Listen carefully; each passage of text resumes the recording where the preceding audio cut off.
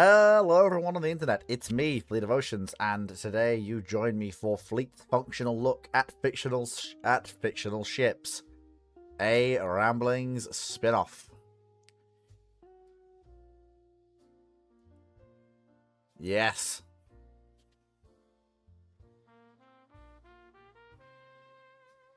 Yes, indeed. And you might say Fleet. Well, what do you mean spin-off? Well, I mean exactly what I say. It's a spin-off, kind of. It's where I take a look at fictional ships. Now, the Discord audience have known about this for a while. Lucky people that they are.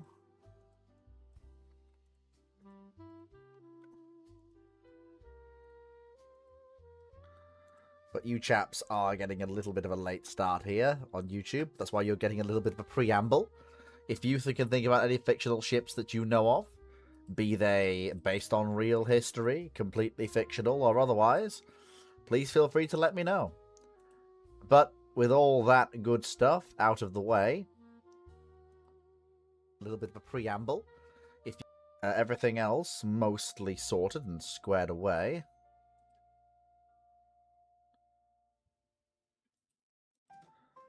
then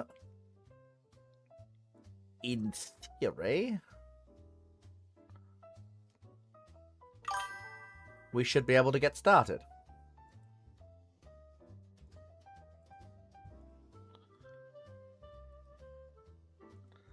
Hello, Discord audience.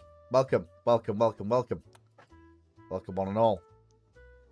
I've just been giving the YouTube audience the lowdown on what exactly the whole shebang we're doing here is, since you chaps have had a head start on basically everyone else.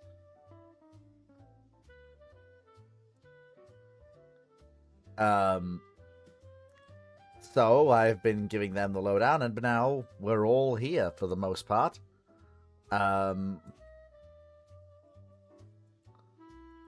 So there we go. And now we're all here.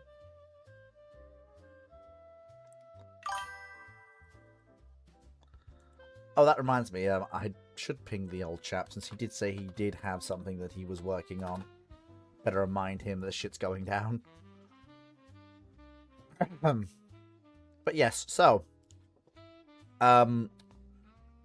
since it's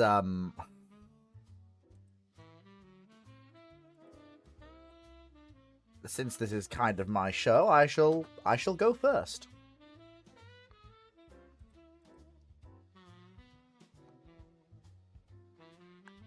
Now, I've always been insanely fascinated by the idea of various nations that never were, and the navies that they might never have built. Which I know might sound a little bit weird, but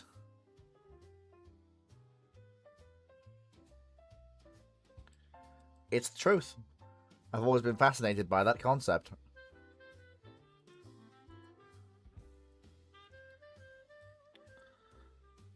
And, well,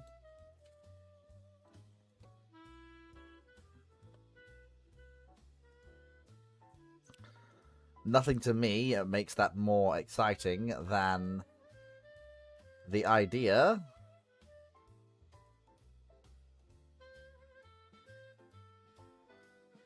of fictional Mexican capital ships.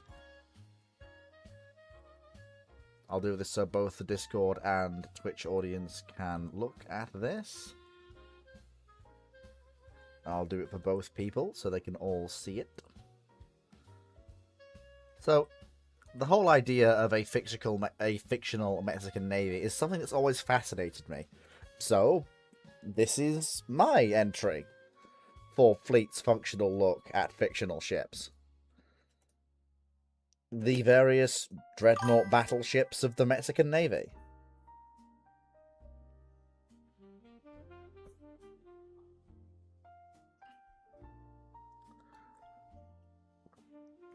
I find them to be an intensely fascinating idea. this... And especially with us being as well done as they are.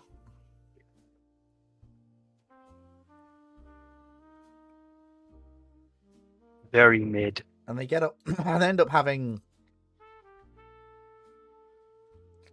Well, I do actually have numerous entries for this, since that's kind of my own show as well.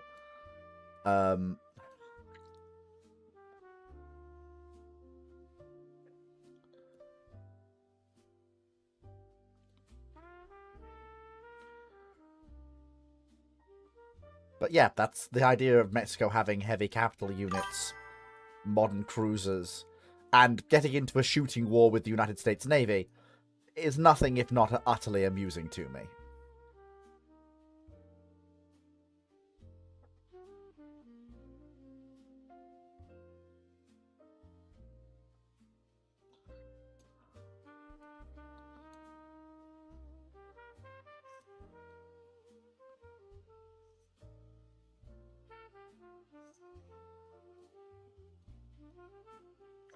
But yes, so without further ado, let's actually get into looking at the various entries. Presumably, Timu's will likely be the first, so let's go and get Timu's question. Never mind, it's not related to what we're talking about, but Patreon question is a Patreon question, so it naturally has first dibs.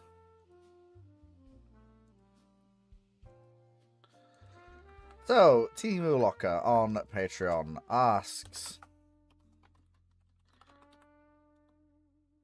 Random one for you. With the UK melting again and half the country there seemingly gone solar mad, do you reckon the government ought to quietly nudge a few more households into it so they can actually run their fans without remortgaging the house? No. No. You push people into things like that, it ends up creating resentment more than it does anything else. Unless you're willing to actively outright pay for it, wholesale, that sort of nudging doesn't end well normally. Timu, you're in the server. Timu, you're in the server. There is an at everyone ping went out 4 days ago. How did you miss it? You're one of the 40 plus.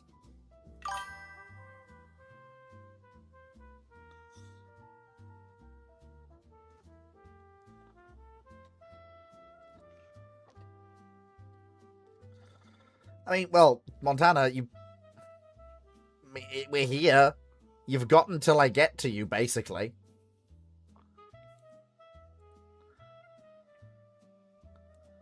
In essence.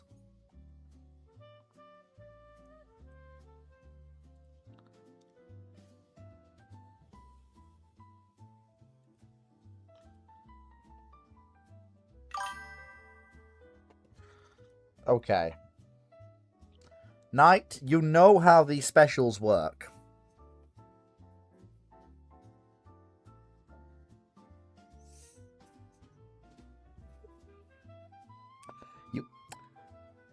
I'm happy to discuss fictional ships as they exist in various bits of media.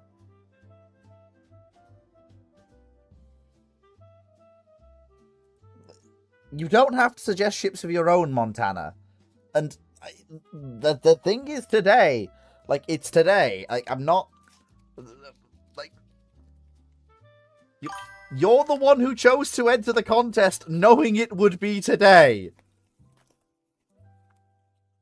Like, asking to delay the Olympic, not contest, sorry, whatever it is. You're the one who chose to choose to present your own thing as the thing you wanted to talk about, knowing it was today.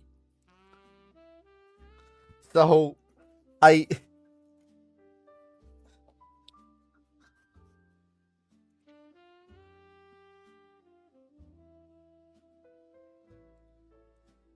am aware that, well, I mean, congratulations on getting 10,000. Dude, I didn't ask people to go off and write a bloody essay. Like, Jesus, I just wanted people to point out funny fictional ships they thought were pretty cool that we could have a look at.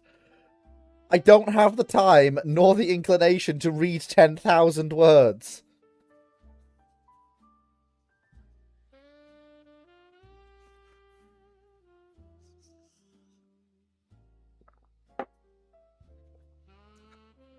I mean, it's... I appreciate the effort, don't get me wrong, but that wasn't quite what I had in mind.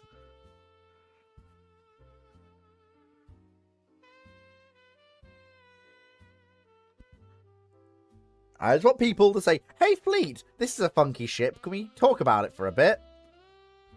Like, that's always, like, we could even talk about ships that were never actually built. Since technically, had they been built, they would be fictional. That also applies. Or people's rent. I mean, the announcement was pretty clear.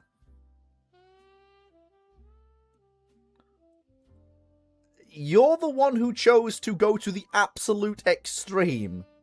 I am not at fault for this. The fact you chose to break something that big is on you and you alone, my guy.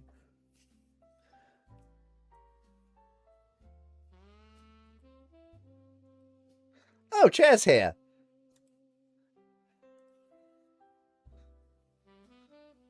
Gunnery officer, I will remind you, please check what the title is and check the announcement before you start posting questions so you don't put your foot in it.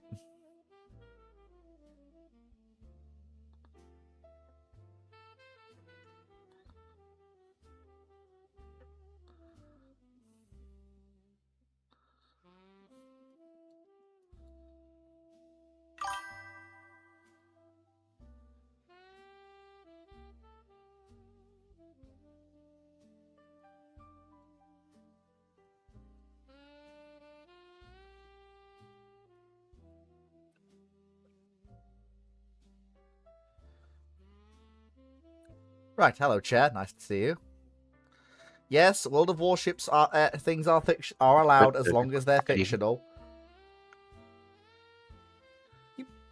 It's not for no reason.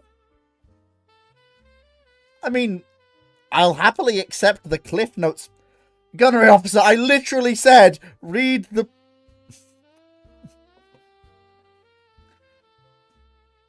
That's not really... That's a question about a specific ship's future, rather than here is a... Yes, congratulations, Montana. That is great and all. Don't get me wrong, but if we literally went into your proposal, no one else's proposals would get looked at. You have overdone the detail. I was expecting, like, maybe a couple of pages. Maybe some images if people wanted to really go all out. Not a full-scale light novel.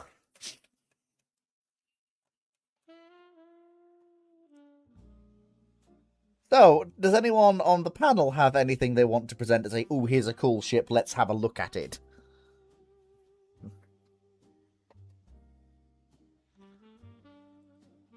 Oh. Soon. You may hear some furious typing. For God's sake. Well, I mean, I've got the details of the vessel, but just not much of its history. Well, I've got its beginning and its end, and I'm trying to fill in the middle. I mean, Montana, your commitment to this is utterly commendable. No one is doubting the effort that you've gone to. Like, that's making no mistake. That's not what we're saying. Moe, could you lend a hand? Those are nautical miles. What? Hang on, sorry. It's kind of like, you get what I'm trying to say. I'm not being rude, am I? I'm not trying to put the man down. I'm just, well, highlighting. I mean, I don't see any issue with him doing this. There's no issue with it. It's just, he doesn't really have more time than we have until we get to him. Basically. I mean, if he gets it done, he gets it done. Basically, yeah. So you've got until we get to you, Montana. Basically, you've got until you post it in the channel. Basically, whenever you think you're ready for it. In essence, basically. Yes, Knight. As long as it's a fictional ship, it's fine.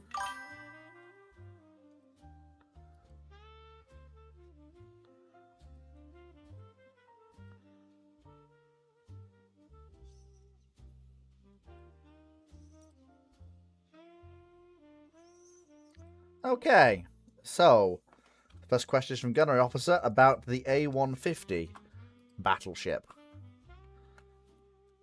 So let's talk about the A150.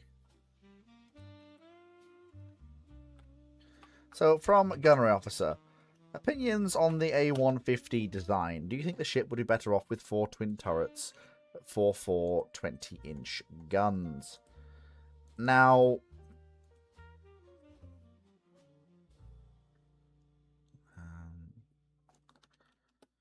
so for me, personally, I think if you're going to do that step up from the Yamato, I think it needs to be worth it. I think you either need to stick with the 18-inch guns and just totally rework the secondary battery, or if you are going to step up, then honestly, if you're doing this, you may as well lengthen your hull a bit, delete your aviation facilities, and have 8 20-inch guns in 4 twins. Like, if you're gonna do this, then you may as well go whole hog, as far as I'm concerned. If you are going to go for 20-inch guns. I mean, me personally, if you're going to do this, I would just honestly build a faster Yamato. I think a better Super Yamato concept is a Yamato that's lengthened slightly, hull form revised, and you've crammed extra power into it to try and push it to 29, possibly even 30 knots. Which I know is a lot of an ask, but for my money, that would be a better Yamato follow-on concept. Heck, maybe even drop it down to 8 18-inch guns in 4 twins to get the length you need, and then try and pile on the horsepower. What's everyone else's thoughts on that?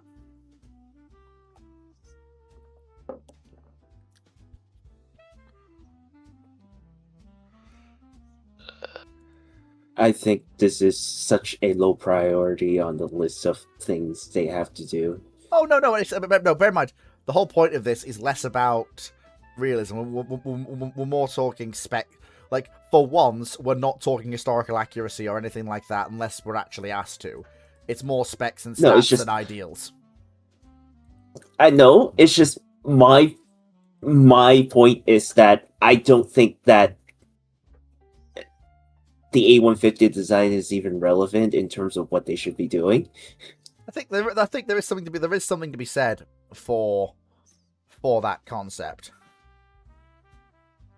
It's an interesting concept, but I'm very glad that it only stayed a concept.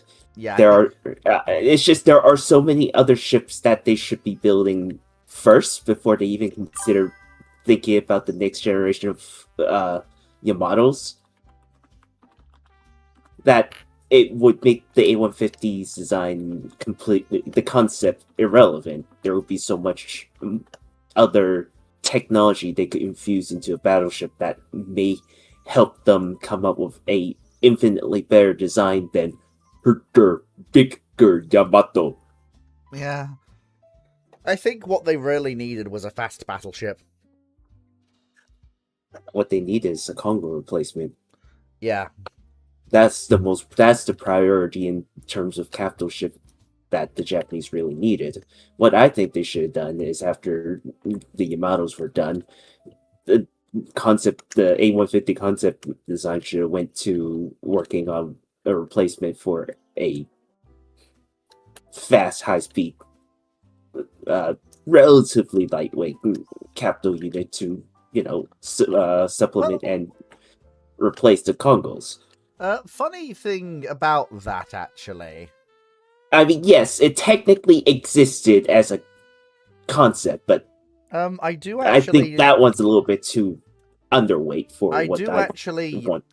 I do actually have something that would basically fit perfectly what you're talking about. Give me a second. I'm just trying to find it. Finding it.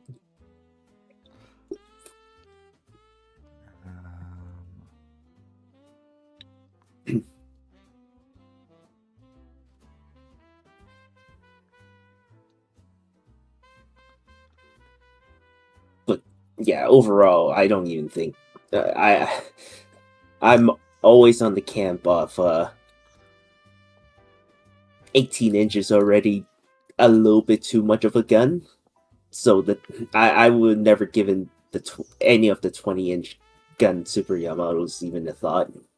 It's just it's a stupid idea.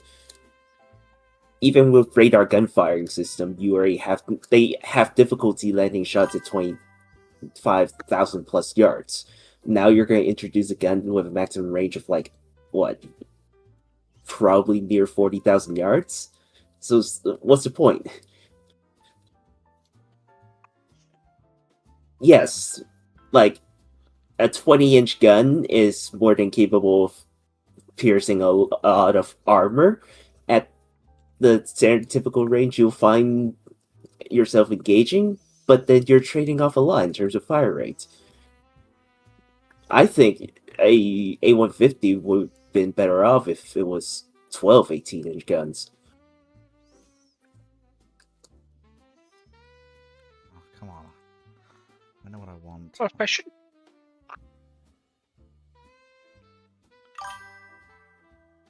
A150 design. I mean- First question is, would it be better off with 4 twin 20s? With the I mean- 40, I mean- 10, 20s, honestly. I wouldn't. Because the Yamato's 18-inch guns aren't particularly good 18-inch guns. Being coil wound. And the actual mechanisms behind them. I was talking. It's the case of if they're modern 20s built up to Ah, here we go. modern standards, like say the 16-inch 50 is, I would take the 20 over the Japanese 18. Here you go. Yeah, but that's a gamble in terms of whether they could produce that. If they fuck up on the 18, there's nothing stopping them from fucking up the 20. By the way, is this more your speed? 33 knots. This is just 33 knots. this is just naturally, yeah, it's just posted. I'll take a look at it. But yeah, this is just naturally the situation of we can't look at Japanese gun production capability and quality just simply because we don't know. We don't know if they could come up with a 20-inch gun that and a firing system that, you know, would be superior, quote unquote, than their 18s.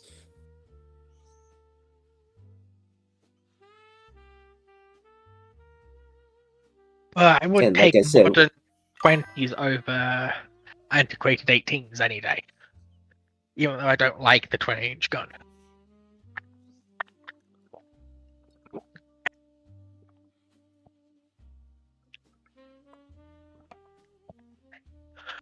I mean, in essence, what this Owari class is, from what I'm reading, since I remembered, these are ships with 9 14-inch guns, but they're fairly well protected. 14-inch main belt, 4-inch deck. They're basically, yeah, that's the basic idea. They're basically That's the basic idea. yeah, that's kind of what you were thinking. Sort of beefier, It's the basic idea. yeah. Yeah, it's somewhere in the 40,000 ton range. Just Yeah. sort of. Yeah.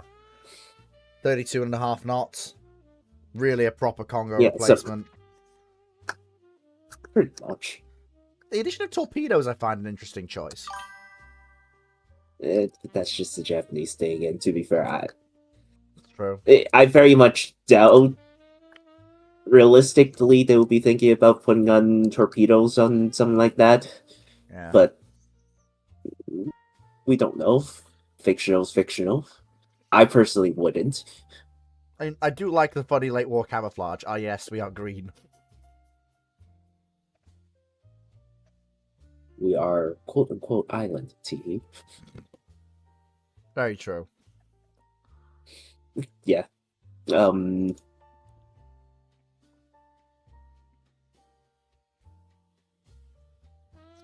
Okay, so next, let's see, anything from YouTube yet? That's actually not. Sadu is asking, in addition to talking to non-Japanese capital ships, instead of going with 20s that were quad 18s. That's the whole, that introduces a whole other ball game. The thing with going with the twin 20-inch was that it was a similar. It wasn't, as some people think, the same barbette diameter as the triple 18. That's not, like, you couldn't just swap, as some people like to think, the triple 18 for the twin 20. But it was. Does the twin turret have a smaller barbette diameter? Yeah, it did a little bit.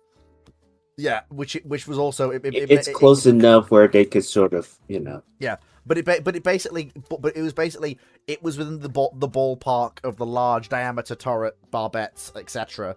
they were used to making, which is already stretching the capabilities of what they could actually build. You want to talk about making a quad 18? My brother in Christ, that is going to stretch Japanese industry beyond breaking point. Forging take the down a 150 hull. Yeah, forging the turret is not something. It's not even the hull they could build. It's a slightly in big in diameter, and not even by much. The problem is it comes down to casting. Casting Yamato's turret face was already hellish, given the size of the damn thing, and now you want to make it wider and heavier. I mean, it's doable, right? It is, but not for Japanese industry at that Because, point. for example, Richelieu and the KGVs, their barbettes for their quads are cast. It's not the barbettes that's the problem. It's the. He's talking about turret face. I'm talking about Yes, the I'm mono. going to get to it with the turret face as well. They were cast in multiple segments that would interlock. So were the KGVs before they turret faces before they went to the Czechs, and the Czechs and Skodorks are able to manufacture them as one monolithic block. So if you're willing to do a two-piece interlocking plate, which doesn't, from what I've read, compromise protection that much, unless you hit on the seam, it should be fine. It's just going to be a lot more industrial work. Which I suppose is the bad thing thinking about it. But and also Japanese forging was very, very sketchy. Like, I mean, the whole molten bits in the middle of certain forgings they did for the Yamatos. Oof. But doing it in smaller, separate pieces might actually mean that's a lot less likely to happen. That's not the process they've developed, though. That's the problem. Which is this is the problem. It's like, this is why it's not. That's not a transfer like that. That was a fairly closely guarded secret for both both nations that developed it. But it's not rocket science. You say that, but industrial inertia is one hell of a drug.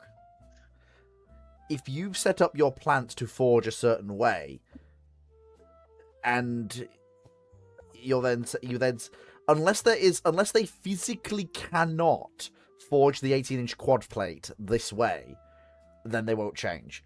I can see the Japanese basically trying to anyway, and succeeding at the cost of a lot of money spent and time wasted. But it might actually break part of their steel industry in terms of breaking it for other uses. It's just mostly a question of is there anyone Is there anyone smart enough to speak up and be like, "This may not be a good idea.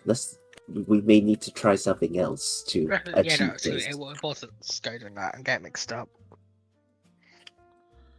Cause I'm getting mixed up where KGB's got some of their armor plate from.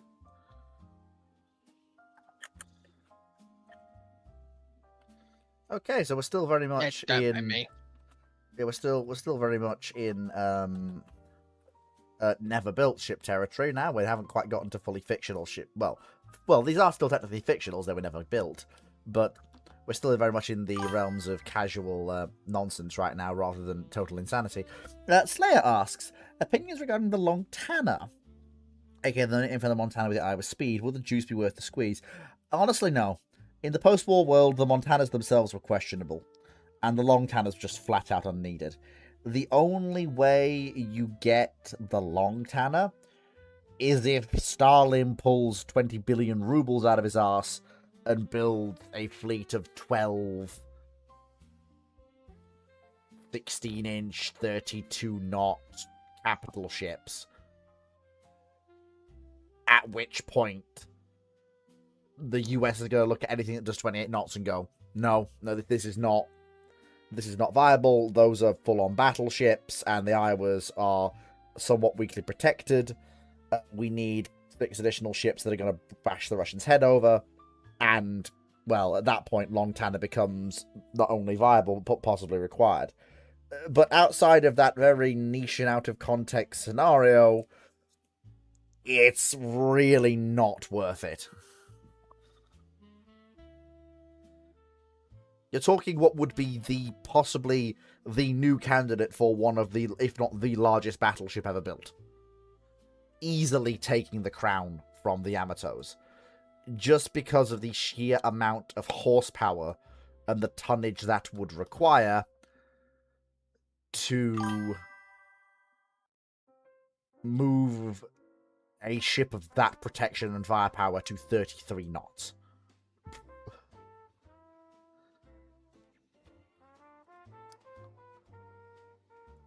Politely.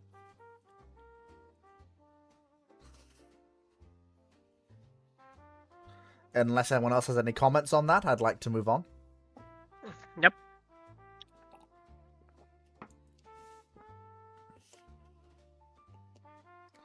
Nothing from You're YouTube not yet. getting. You're basically not getting that unless the whole Pacific War went completely differently. Oh, I'm hello, Larry figure 3. out if I Nice to see you. I'm just trying to figure out if I misremembered something about where the KGB's armor plate came from. So Right, okay, so nothing from YouTube yet. even the KGB's.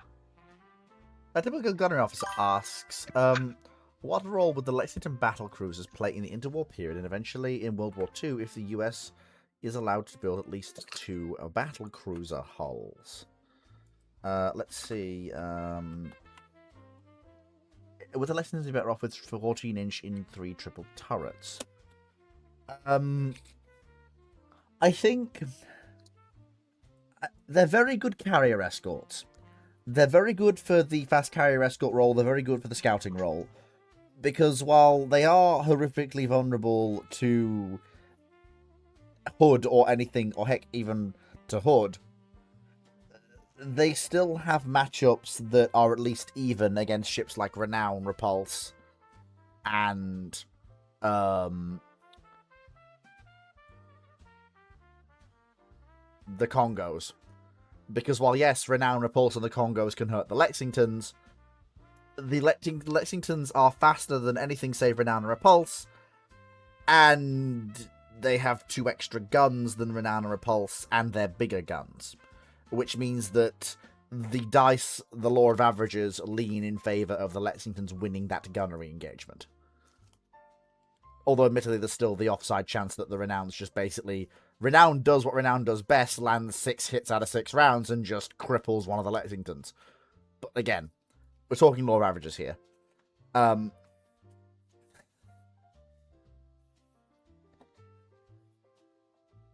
Wait, sorry. Are we matching up Renowned against the Lexingtons? I'm more saying there are actual... Like, the whole meme of Lexington's die to anything is just that. Against their contemporaries in against their contemporaries in Washington, yeah, absolutely, they're just, it's bad. It's bad all around. But if the US is being, for some reason, let's say they badger on about not having any battle cruisers or something, or they trade the Colorados for them, or whatever, if they're getting 2 Lexingtons, they aren't as useless as people would think in a ship-to-ship engagement. Against battleships, absolutely. It's not like Hood, where she can be realistically expected to kill anything she comes across, and it's not like Renown Repulse, where as a pair, they could realistically body a lot of the world's older capital ships. The problem is the Lexingtons don't have the armor for that in the way those ships, even Renown Repulse, do. Heck, even the Congos do. But what they can do is go toe-to-toe with any of the opposing battle cruisers that aren't Hood. No. No, No. No. no, No. They can, absolutely. no. Both sides Right, can... why do you think they can't? 8-inch shells. But Like the Lexingtons are commerce protection assets first and foremost. They are meant to kill enemy surface raiders. And smaller. No, that was never their designed role. This is a common misconception. But it's not the case. The Lexingtons were always designed to go toe-to-toe with the opposing screen that everyone else was building at Washington. They would have gotten their shit Rubbish. rocked. They're not. Rubbish. No? If that was the case, Absolutely Lexington not. would look nothing like they did. Sorry, Fleet. I Yes. don't normally Yeah. shut you down that hard, but that's just No, that is the No. case. You literally argued the same to me when I tried to argue what you're just arguing. no. But a we couple of didn't. years... Yes, you did. Numerous times. No, we didn't. Yes, you did. Multiple We have times. never. I've never made that argument. You have. Numerous times. So, Right. Okay. haven't. No. So, okay, let's relitigate all of this. So, the Lexingtons, the concept for systems comes out of the Naval War College in 1903. About a all large gun equipped armored cruiser. This is when the Pennsylvania and Tennessee class 3 dreadnoughts are coming into service. The General Board shenanigans because of the armored cruisers they were building. And the War College then proceeds to test design against a variety of foreign vessels, including the Invincible class battle cruisers. By 1908, some conference had come to favour the battle cruisers over armoured cruisers, due to the increasing range of torpedoes.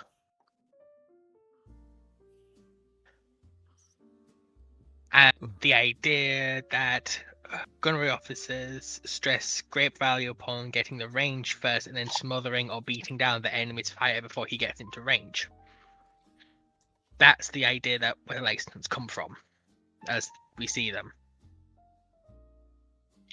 Then the standards happen. And what would go on, and it came out of the idea of the original design definition of a battle cruiser.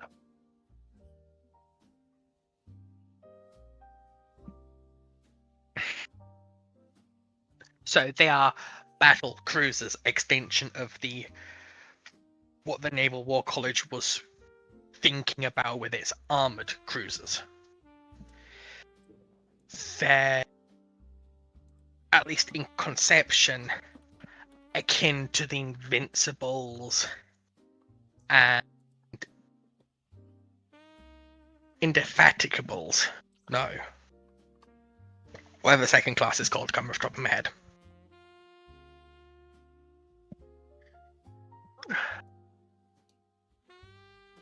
Yeah. Oh, no, that they come, that they're Invincibles of steroids is, they come from the same line of thinking that the Invincibles come from. They just come about when the US, where their design gets finalized and their requirements get finalized. When the Americans are looking to go from the 14-inch to the 16-inch, so what do you put on them? They're going to be putting on everything. The 16-inch 45. Mm-hmm. I thought they were going to have. I thought they were going to have the 16-inch 50. Same as 50 wasn't developed yet. no. They were supposed to have the same 50 that the South Dakotas and the South Dakotas were going to have. I think. No, Dakotas were always No. slated for Yeah. 45s. No, they were indeed meant for the 50. Uh, They were the 16-inch 50 Mark II. In particular, I believe. Yeah, because the original calls for 10 of the 14-inch 50s. Yeah, and then they then they wanted the 45, and they went, well, we're putting this new 50 on the South Dakotas. Shouldn't we also put it on the Lexingtons? Yeah, so on board I'm reading to do a quick reglance. Original design called for 10 14-inch 50s. Then it was 8 16-inch 45s that went up to 8 16-inch 50s. Depending on the iteration of the design.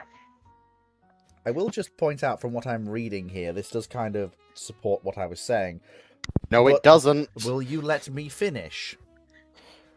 But it also supports what Foxo is Say saying things first. as well. I'm not saying anything. I'm laying the groundwork for what the Lexingtons are. No, I know. Like I'm Not not. where they come from. No. And also I completely she's agree. I completely agree. So she's not backing up your point. No, she's not defeating it either. She literally has. Not really. Okay, right. Let's forget. What was the original question? I basically said, well, the original question was, what role will the Lexington battlecruisers have played in the interwar period and eventually into World War II if the users allowed to build at least 2 battlecruiser hulls, and would they have been better off with 14-inch and 3 triple turrets? But just very quickly highlight my point. When I said that the Lexingtons, well, if I said, as I believe I did, the Lexingtons were designed to serve in as the heavy screens of the US Navy as part of a scouting group that would tangle with opposing screens led by opposing battlecruisers, I believe I should have perhaps phrased my words more carefully. The phrase I should have used was, that's the role that they were being forced into and would have undertaken had they been built, rather than the role they were designed for. Given So something entirely different to what you said. Yeah, because Completely different. so from what I've shown about the Naval War College and their relationship to what the War College study on the Invincibles, they had the traditional first generation battlecruiser role.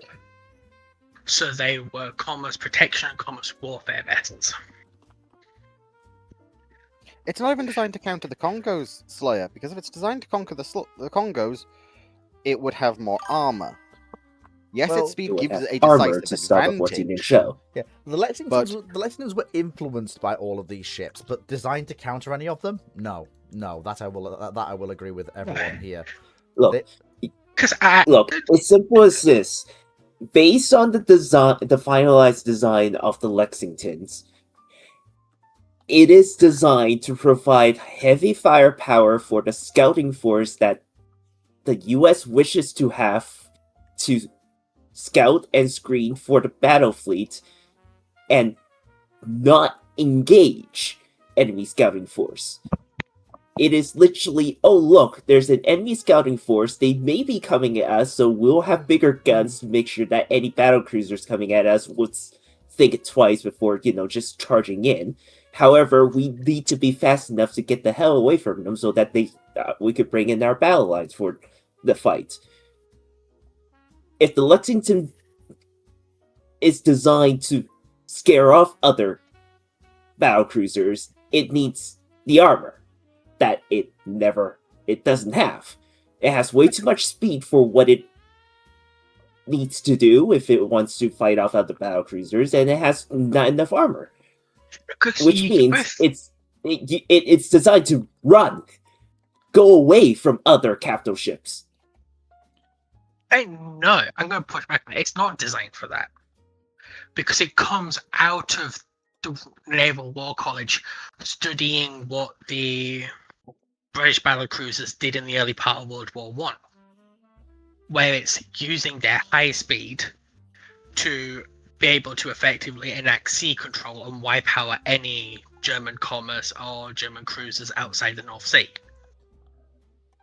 And the Invincibles in that role perform their job nearly perfectly. And the Invincibles were never supposed to be anywhere near an enemy capital ship. That's what showed when they happened, when they were near enemy capital ships. It's worth pointing I out, mean, though, there is yes.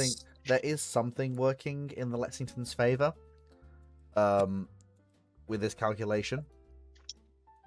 And that's specifically in regards to the weakest of their potential opponents, the Congos. And that's simply down to the increasing ranges of battle. Given the increasing ranges of battle and the ranges at which the Lexingtons could theoretically fight, given their deck protection, they might have a very narrow immunity zone against the Congos. Admittedly, they go either side of that, they start being vulnerable again, but given their deck protection and their belt protection, they may have a small immunity zone when fighting the Congos. But they're going to absolutely... They functionally don't. They don't. Because their immunity range is outside their ability to persecute battle reliably. And that's just the fundamental issue of 1920s combat.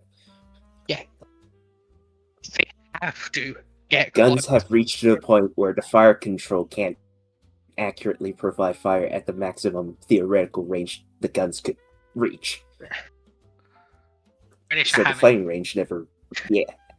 Yeah. Sorry. And- Every to the issue of you're now able to, especially not part of the battle line, turn when the enemy's gun flash, and by the time the shells arrive, you've turned and changed course, so they're going to miss. Hmm. You've hit that range with these guns now. Mm-hmm. While we are talking about So this... you have to get... Sorry, go on. You have to get in a range where you can effectively prosecute a target.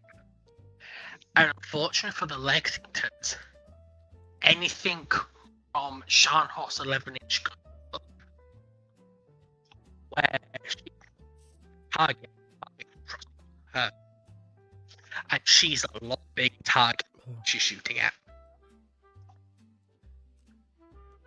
While we're talking about this, I do actually have something I do want to show Foxo, which is another completely fictional ship. But bearing in mind she knows a little bit about the War College studies done into US battle cruisers, I'd be interested to see what she thinks.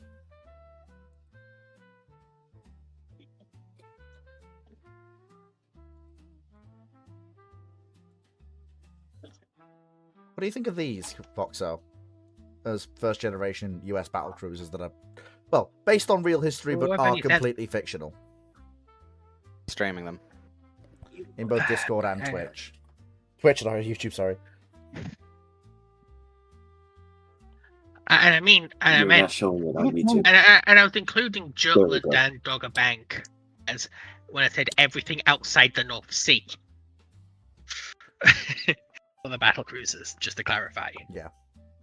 Because Dogger Bank and Jutland were shit shows, because those ships shouldn't have been there. Yeah, I will say that every design document and discussion I've seen of the Congos has been, these are designed to go out and either protect against or hunt and kill heavy cruisers and smaller. Do you mean Either the as part of a Lexingtons or the commerce- Congos? Yeah, because to Did be I say fair, the Congos? Congo is designed. Oh, okay. You did say Congos, unfortunately, Ruinon, yeah. Yeah, That was a slip of the tongue. I was going to say, like, I would definitely argue a late stage Congo, i.e., a 30s or wartime Congo, is going to have a comfortable margin of superiority over a as designed and as built started. Lexington. the pro- Just good. Those ships you're sharing are good enough to do their job. Do you like the whole thing? Thing is all about fictional ships. Do you like? I like the whole thing that as early battle cruisers they are VTE rather than turbine.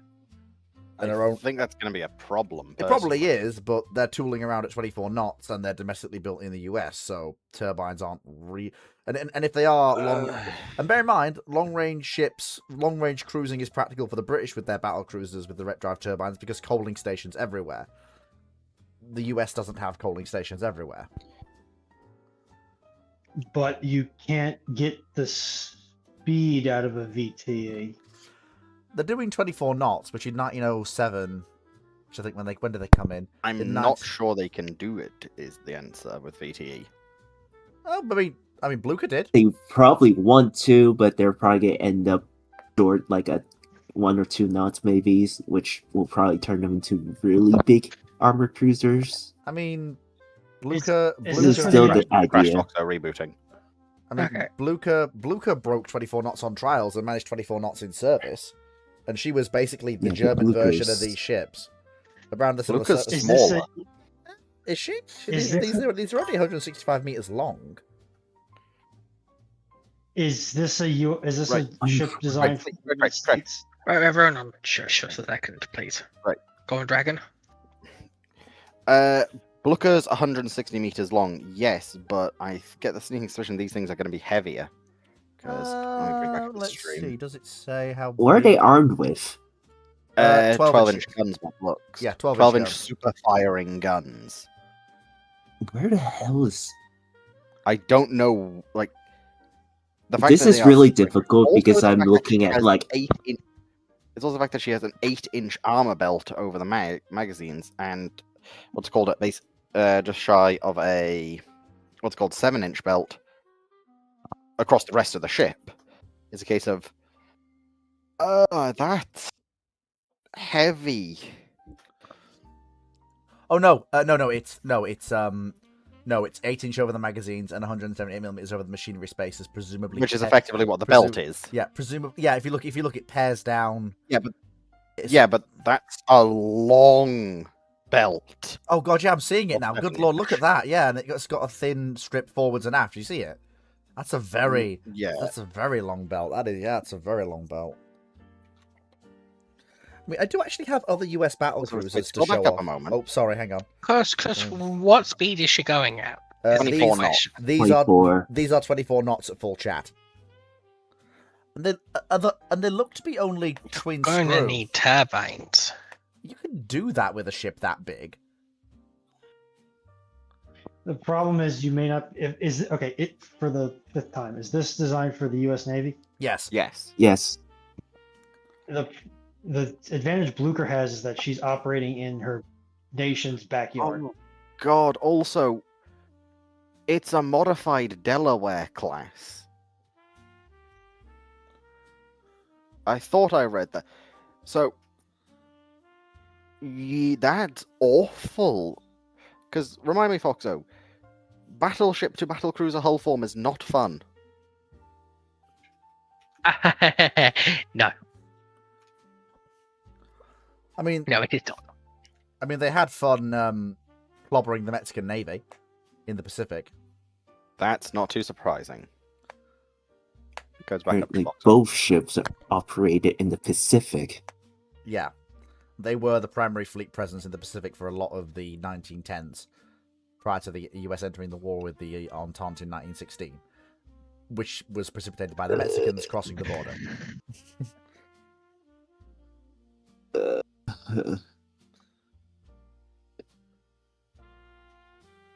Anyway, I have other battle cruisers to show, because, well, we may as well while we're here. I am afeared. Behold, the first proper US battle cruisers. I'm attempting so hard to read the paragraphs, but each Hang on, one second. character is... One second, hang a on. pixel. Let me just zoom. Give me that zoom. Give me that zoom. That better? There we go, much better.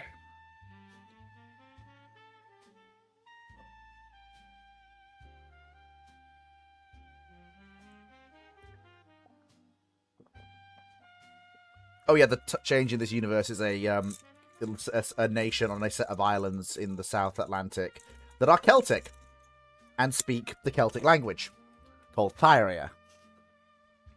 Yes, Foxo, there are Celts. Are they connected to the Celts in any way? It was a British colony formed of exiles from Scotland and Wales. If it's from Scotland, it's not Celtish. That's not Celt. Oh, and Irish. Basically, it was That's all... not Celts. Like, Well- none of these are Celts. something. I don't know. Either way, I don't know the exact specifics. I probably should read more. Wait, A 12 stretch inches of Nevada. armor and 28 knots. In 1911? I mean, these are 28,000 ton ships. Yeah, that's the problem. Like, why are they Tiger's 28,000 tons? Yeah. She doesn't have 12 inches of armor. Oh, these ships don't have that armor as built. They only have 254 9 millimeters. what's it called 10 inches? That's still 10 inches of armor. It's all or That's nothing. better protected And than It's all and or- Tiger. It's all or nothing.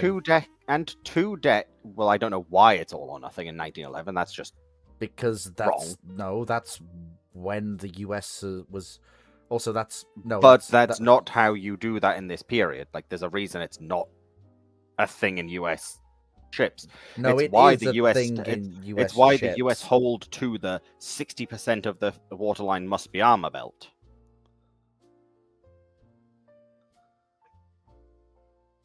Which is, by definition, not all or nothing. And I will point out the funniest thing about this is that they fall victim to the classic trip of naming something USS United States, and it gets blown up. She actually gets. Yeah, I don't Princess think Royal. the US could do this. A 600 kg shell She's from a got more armor belt coverage than Tiger, 343.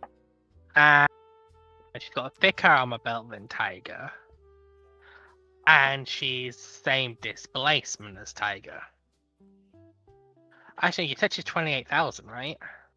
Yes. I believe so. Yeah. Let's check Supposed to that. be. You could probably do this out of 30,000 tons. I think she maybe. only has. I think- Okay, wow, she's using heavy shells. Yeah. It was, Yeah, and she's using very heavy shells, and she's 500 tons lighter than Tiger. So, a 600 is classed as a heavy shell by British standards, not the super heavies. Yeah. But that's still a Whether very heavy shell. she for a was big shell. penetrated. Yeah, by that's what I mean. 600. That's what I'm referring to. I'm not saying that she's Okay. using these. do you guys want to see the ship that fired that shell? We can do if you like. No. Can do in a minute, but Yeah. Let's finish Also, the question first. that layout makes. Yeah, we sense. should go Why back is to the that- questions. Why is that? In general, why are those rear turrets so far back? Probably because of machinery space. Because bear in mind, yeah, the funnels are there, but you've probably got turbine rooms aft. Yeah, but now your magazines are interfering with the rest of the ship. All of You his place the guns too far back. I mean, to be fair, these people all of aren't his ships. designs are like that for some reason. If you look at some of Also- his other designs, he has some really far rear I- turrets. I don't hate the rebuilds. I don't actually hate the rebuilds. I do. I hate how long that armor belt is. Because armor belts are heavy. hmm Like, why is there the float plane there? I mean, I can't really. I don't know actually. Because by the looks of it, they've got two. 'Cause it looks like the US cruiser ones, where it's one beside. It's hard to tell, but yeah, I think you're right. Which is a bit. Where's You've the got the plane crane? in the middle. Where's the crane? What crane? You know, because like that middle float plane is on the deck. It could Yeah, have. no, what crane? It could have a thing which extends upwards. Like Oh figure yeah, eight. no, that's a good point, Dragon. Yeah, fair enough, fair enough. Maybe they're Oh my using the god, that footprints. camouflage! What are we going to the desert? Fuck's sake! Yes. Jesus! Yeah, and as This Scoop dazzle. pointed out, that both Tiger and the Splendid Cats had their turbines between magazines, as do the Congos. Yeah, so these Which is ships why you could get have the done turret. that. Yeah, these ships could have done that and had like a staggered sort of. Which would Also, yeah, feel free to post boat at some point. Yeah, No. Oh yeah, please do. Sorry, we're going on a little bit of a tangent. Also, Well, now comes. I'm going to ask for. I'm going to. 1940 Modernized 1931 through 34, looking like a stretched version of a New Mexico with the same catapult arrangement. What?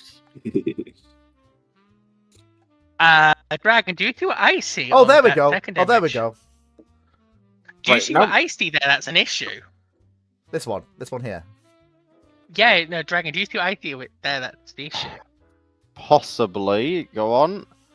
What does she have that battle cruisers really do not like having? Single funnel. No.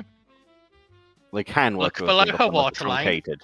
Oh, the Oh, bulges. she's bulged. She's bulged. She's bulged. That ship's never making that speed then. Yeah. Well, probably not. So I'm gonna go back up. I'm gonna. Well, unless they Why strip would out you bulge everything. that? I'm gonna Why would you pause bulge here. a battle cruiser Okay, like that? I'm I gonna- will point out that by the time she gets that World War II refit, she's being designated as a large cruiser, not a battle cruiser. Oh, True. where did you read that? Finewood. Where did you read that? CB5, 1941, top right of the images. And then it's that's a Oh, change. yeah. That's a change from CC, which is what we're commissioned as, I think. Oh, I no, they would were all still commissioned as say CB. though.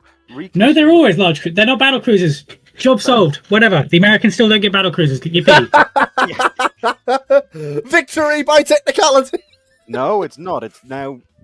It's a case of if you have these, that naval treaty's scuppered. Yeah, the naval treaty is completely different. There's a lot more ships that get built and stuff. Well, not even just be that because that. If you're trying to argue that these are cruisers, No, I think this is a case of where they just decided, the person writing the story decided that was going to be the thing. I mean, I know it's not accurate, but like, yes, fiction- but if the fiction US is are fiction. labeling them what's called large cruisers. well, no, as in CB means battle cruiser for the Well, US in this That's- fictional. I That's mean, not it's what not that that hard means. for the other countries to basically tell the US we're classifying them as battle cruisers within the treaty. You're breaking up Fox though. No, rip Hold it, Foxo. Foxo. Yeah, leave and rejoin. This happens Can't hear you at occasionally. all. No, it's probably not that. It's her on her end, more than likely. No, I need the fox. Yeah. Can't do this She'll be without back the in a fox. moment. Should I remember correctly, that CB is their large cruiser designation. Yeah. It is It because is, yes. CC It is. is Yeah. CC is capital cruiser. Yeah. Because in reports, both HUD and Renown get called capital cruisers. Yeah. And they're I- not, they're battle cruisers. Okay, Foxo. Obviously, design problems with the ships aside, like let's not deny that. Like they have, like it is a fictional ship made by someone who perhaps isn't as versed in Spring Sharp as we are, maybe. Spring Sugar. You know, like I don't know if these ships have been run through Spring Sharp to make sure they work. So it's No. probably just visual. Visual and specs for the United States class, how do they fit into the US battlecruiser doctrine at the time they're laid down in 1912? Are they similar? Are they? I'll bring the specs back up. They're going to have. Correct me if I'm wrong, Fox, but they're going to have completely changed their doctrine if this is now the way they're doing this. 'Cause Yep. This is not. I the don't think they doctrine have a previously- doctrine. The way this looks like, it just looks like they saw someone build a ship and then decided, okay, let's just take all those numbers and build them to our own specification. Yeah, I have issues with the United States power plant, with it being the triple expansion. The United States is turbines. They're the turbine ones. Yeah, Yeah, we they- have yes. moved into I- At least when turbines. they're turbine Yeah. ones. Sorry, I don't like where Turret 3's positioned, but Yeah, they do say, yeah, it is. Yeah, they have stated the reasons Yeah. for turbine, but obviously we can. They could have done it a different way. If they could have rearranged Yeah. the machinery. But they're not so bad. They could work. It's the ones below them that just wouldn't. they're all When the they get same refit. class. They're all the same. Yeah, but when they get class. refit, Or they when just they don't Oh, But yeah. when they get refit and they get bulged, Yeah. like a battleship might lose a couple of knots from being bulged. Bulging a battle cruiser, if you're not doing extensive re-engineing, you lose a lot of speed. She's probably losing between 3 and 5 knots. Oh, okay. We don't have any. We don't have any more. As in, no, more US 4 to battlecruisers. 7, Thank God. because if we base it off what people did for the calculations on USS Constitution, if you were to bulge a Lexington, to the extent that the standards were bulged, Anyway, you're looking at taking 7 knots off the Lexingtons. so to get back to the question at hand, The Lexingtons in the interwar period and the post-war period. Fast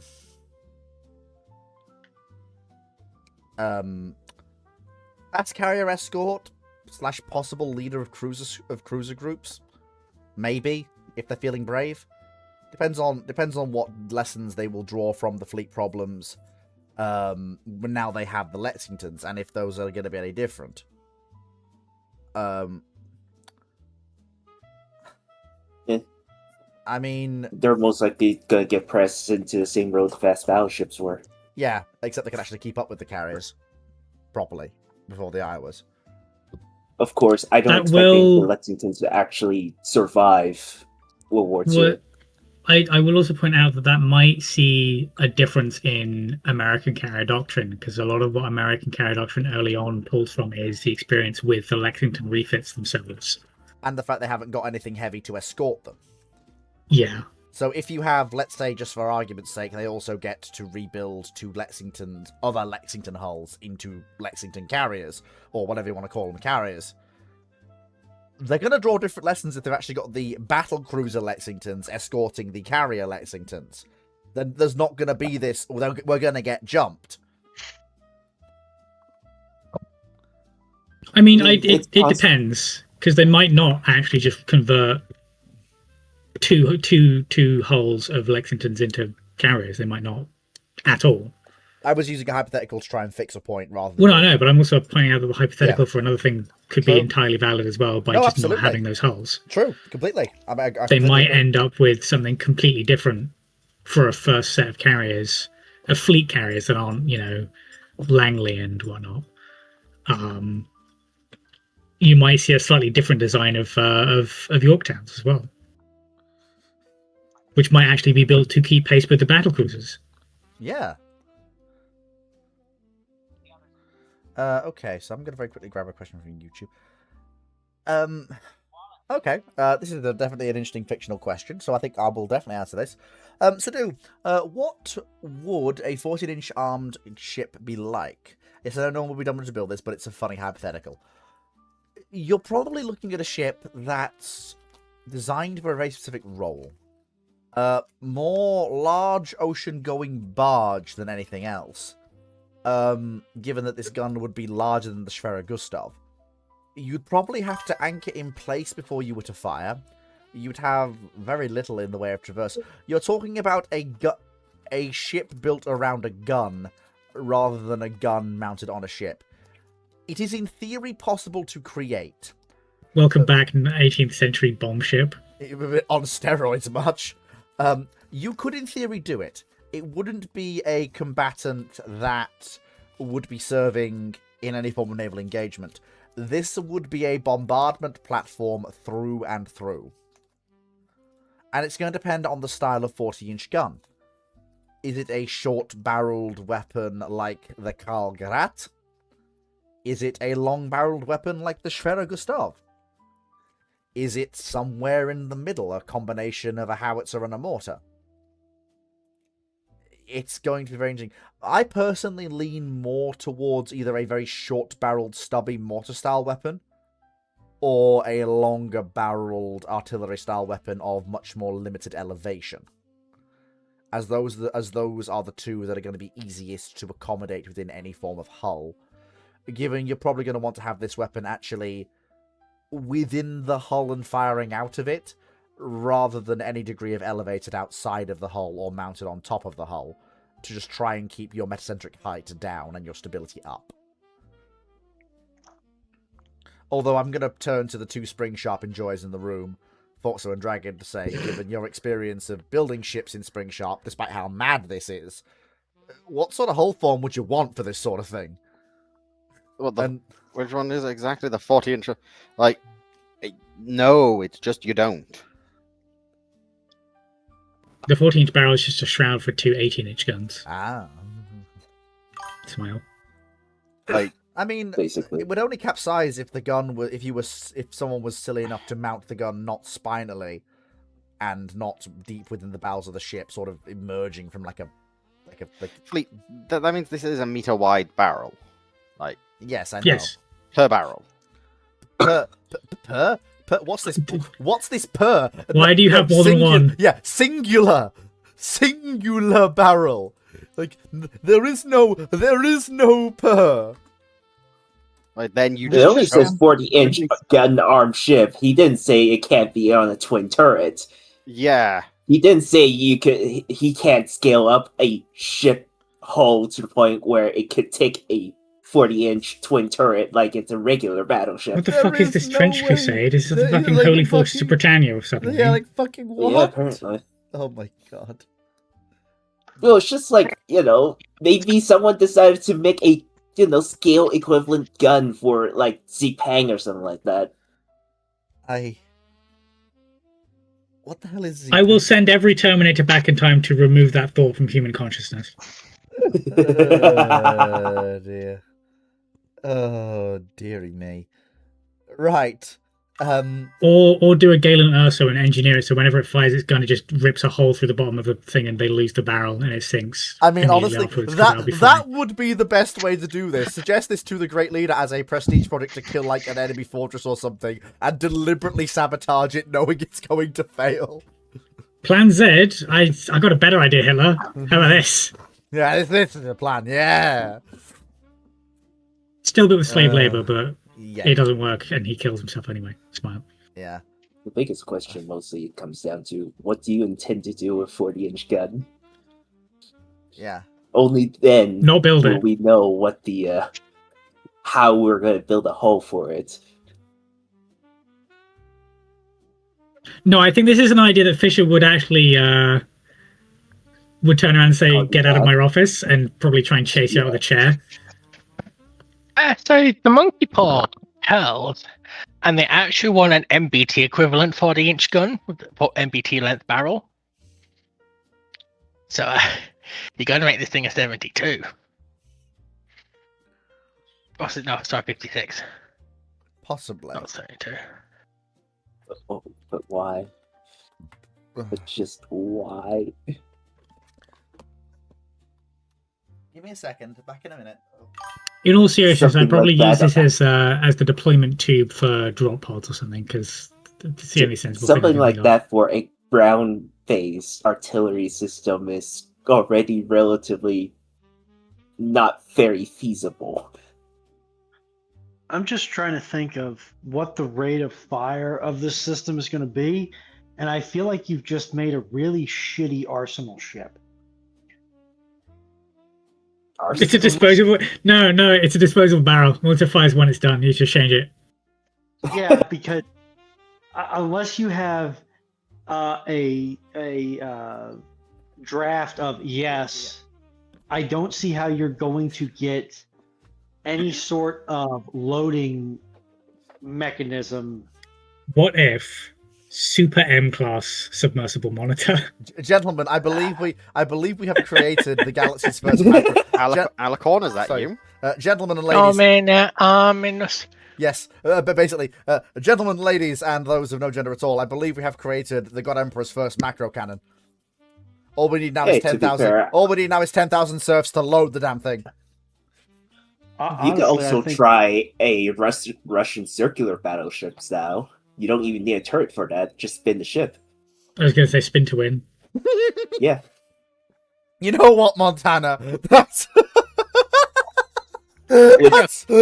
perfect. I despise y'all because you gave me the mental image of this thing spinning in a circle of the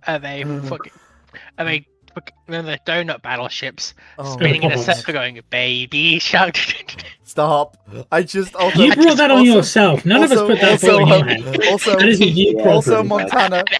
When it fires, the chorus starts again, and it goes Also- spinning. Also, Montana has just said we call it Hitler's last orgasm. Okay.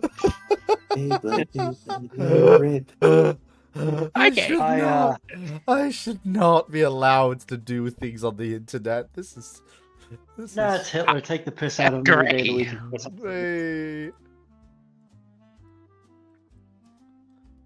Wait. Okay. Actually, Next. could you swear? Could you recoil this a 40-inch gun? I don't want to think about Not what that easily, would, no. I don't want to think about what that would actually be. Anyway, Timu, The larger here it is- gets, the more recoil you have to disperse, and the more it becomes a very stupid effect and wasted effort. Yeah. So What would that do to the hull if you shot it into the out from the keel? right, excuse me. I need to go and get a Major Bidenstein.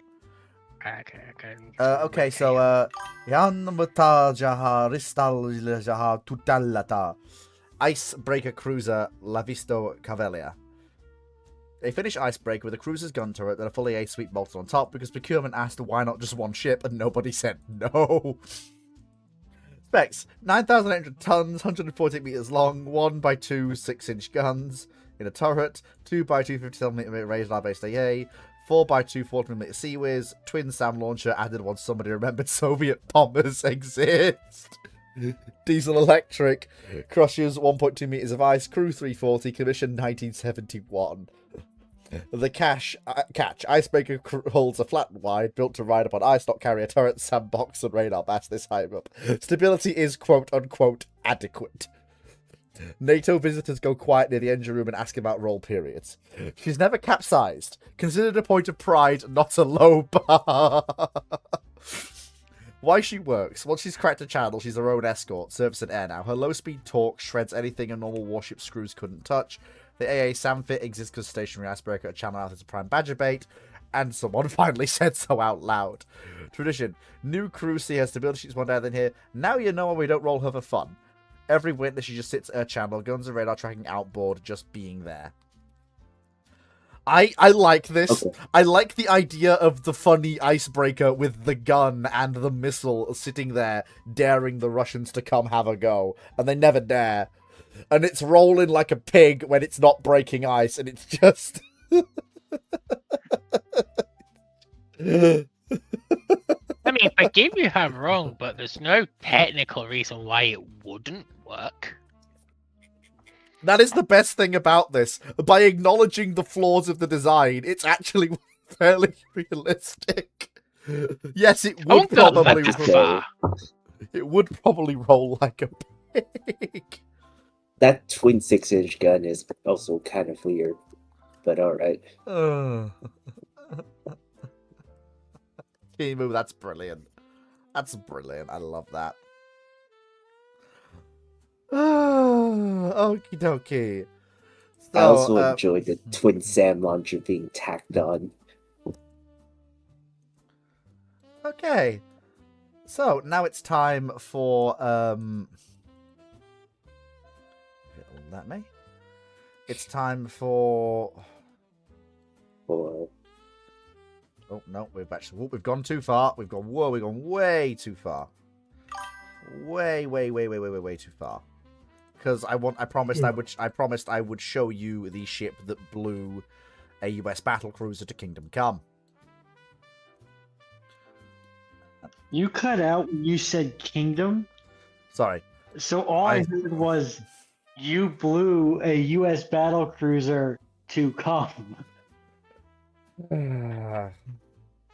Anyway. And to be fair, with a decent amount of question posted, I think it's better if you just continue on with the questions. I mean, and also, to be fair, we do have several Azor Lane players here, so it might not be as unrealistic as we Don't worry, Ruinon. I didn't hear him deny it either. Gosh. I said, No, their thing a while back. I can't. No, I'm not gonna go there. I want to go there so badly, but I can't go there. Not on YouTube. If this was Picardo, I'd go there so fucking fast.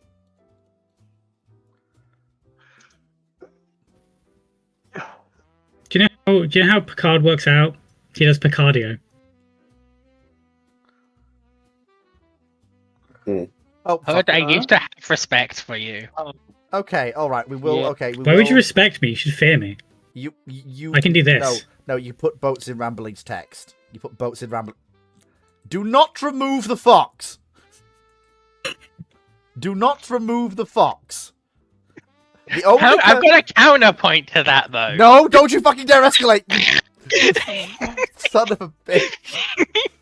For fuck's sake. Ladies, please, you're both Ladies, you're both beautiful. All Anyway. I heard was "do not remove Okay. the fuck."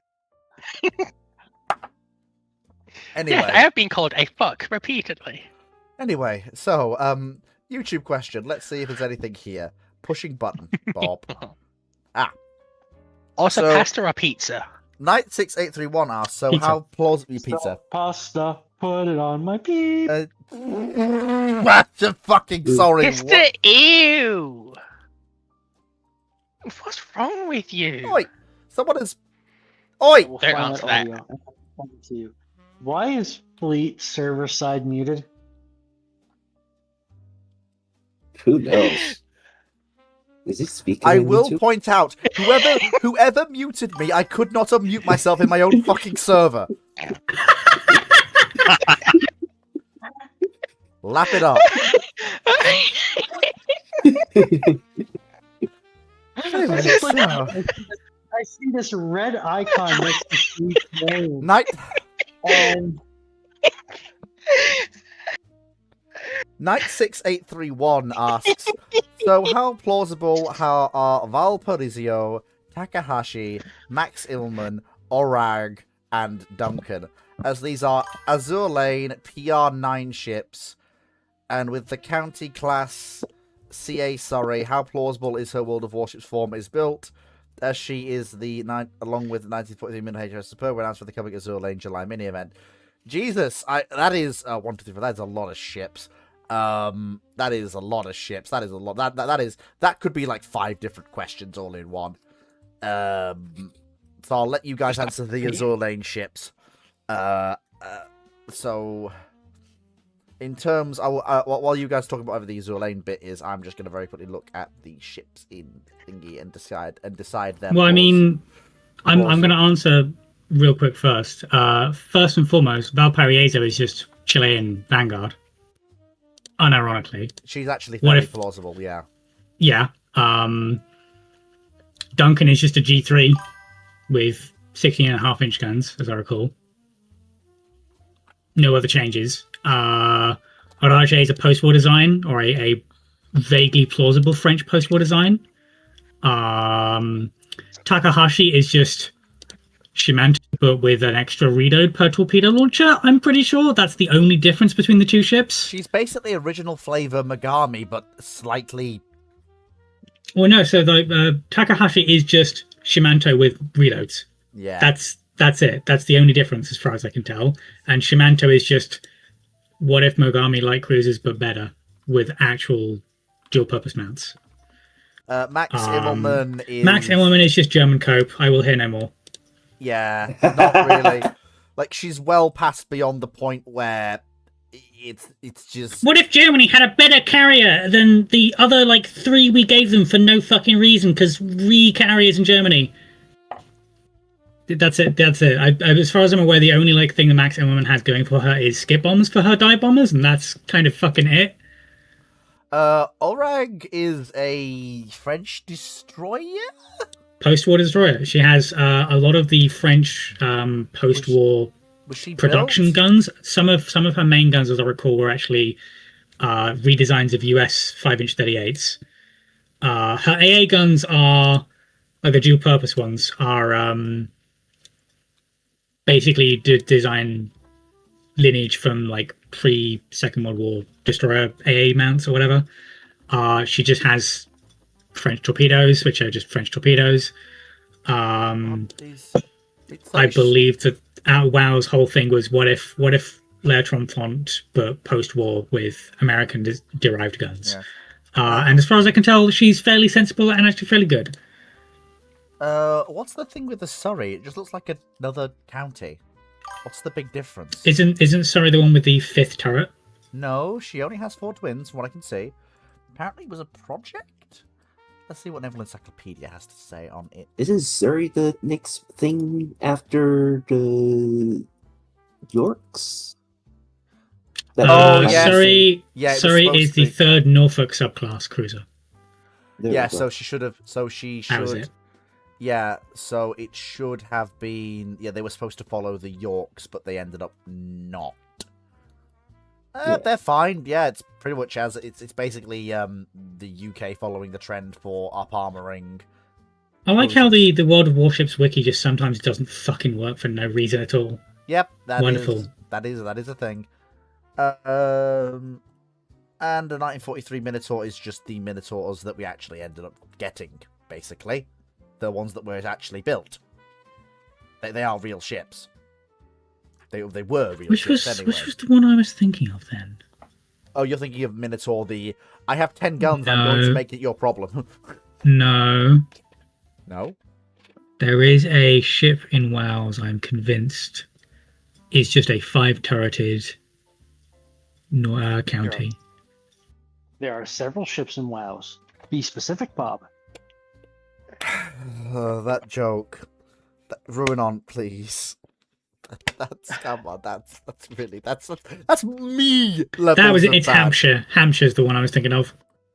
Right. But am I wrong, Fleet? Am I wrong?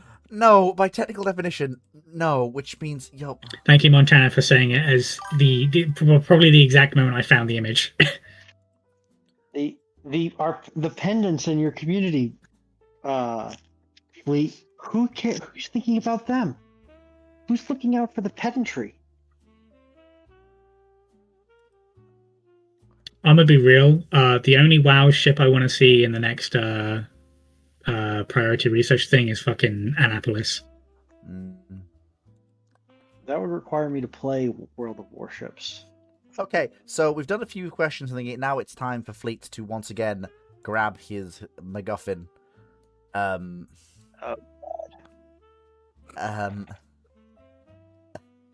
Already someone else have a question. They just didn't.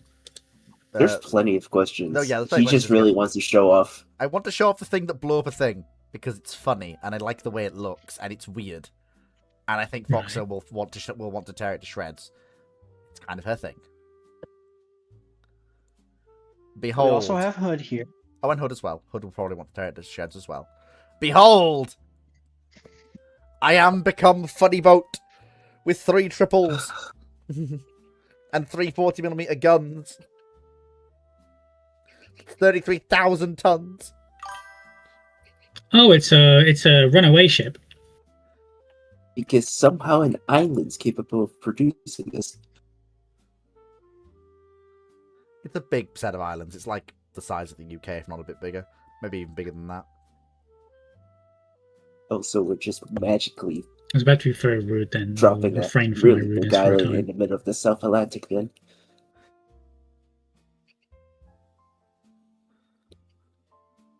Was it Jacksonville now? Right, what does Jacksonville do? Let's see. Math. Oh, it's just a super Yep. Super Worcester. Mhm. I don't hate that because the ship. The problem with Worcester was the turrets. Oh.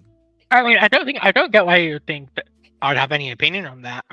But it's... I thought you would be complaining about the turrets not being concentrated aft and super firing. Why? But you had issues with it with the other ship. Hey? Unless it is the opposite, because its Right. turrets are actually taking into account turbine placement. Mm-hmm. I do think that third touch perhaps a Pretty little far much. back, but it works. And it's also a very real, very considered design. 33,000 tons for a ship carrying only 9 340mm guns? Admittedly, it's supposed to be a So, fully it's armored massively battle. overbuilt. For 1918. It's supposed to be a fully armored battle cruiser as well, apparently. Well, 1914 program. Where? It took them 4 years to build this? Which, yeah, it's not surprising, given it's a biggest ship they've ever built.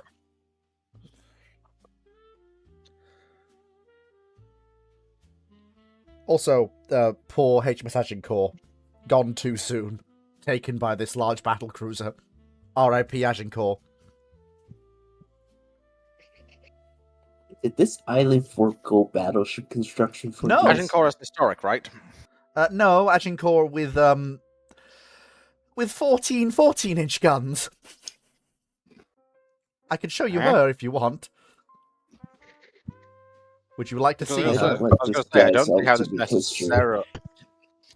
Also, for the comment earlier, for those wondering, this is Annapolis, and this is why I'm a sloth. No, that's. Would you like 1,400 rounds broadside rate of fire per minute? Ah, here we Smile. go. So that's the Ottoman Dreadnought. Yeah. That's the Ottoman Dreadnoughts. They put. Although fine. the only ship I want to see from one of the warships currently, counter Annapolis, in the priority is fucking Thunderer. Give us Thunderer. The lady Ooh. needs her thunder. Never. The lady has desperate. I'm need of sorry, the thunder. Royal Navy needs a crowning ship. Well, Give us some 18s already. or are these earlier? They might be earlier. They might be under the RN. Foxo, we have an 18-inch armed ship. Oh boy, the girls are going off again. I mean, the It's lads. called Jason. I3. She's an abomination. The I3s are an abomination upon God. Hey, you leave. There's no I3 in AL. Hey, you leave God out of this. No, there's G3 in AL. There is a G3 now in AL. Yeah, but there's no I3. No, but that's what Fox is asking for. Is she wants Thunderer in AL Right. as part of the priority research? Okay, that's German. We don't want the Germans. That's Spanish. I also kind of want Scarlet Thunder because that would be That's really the funny. Dutch. And I actually do really like Scarlet Thunder's design, just overall. That's Brandenburg. All of From I a just Space want Age Thun- Chronoplan battleship. Just give me. I snorted that shit up like cocaine. And there goes any hope I have of ever getting monetized on YouTube. This is fine. You talked about coming to a battlecruiser earlier. You can shut up. No, I said keep. Oh no, that's right. You were blowing a battlecruiser until she came. That's right. Never mind. For God's sake, Hood. I swear to God. Hey, Fleet is mightily progressive recently. Also, behold, I am here to make the British cruiser enjoyers happy. Behold, a modern age cruiser. Be happy.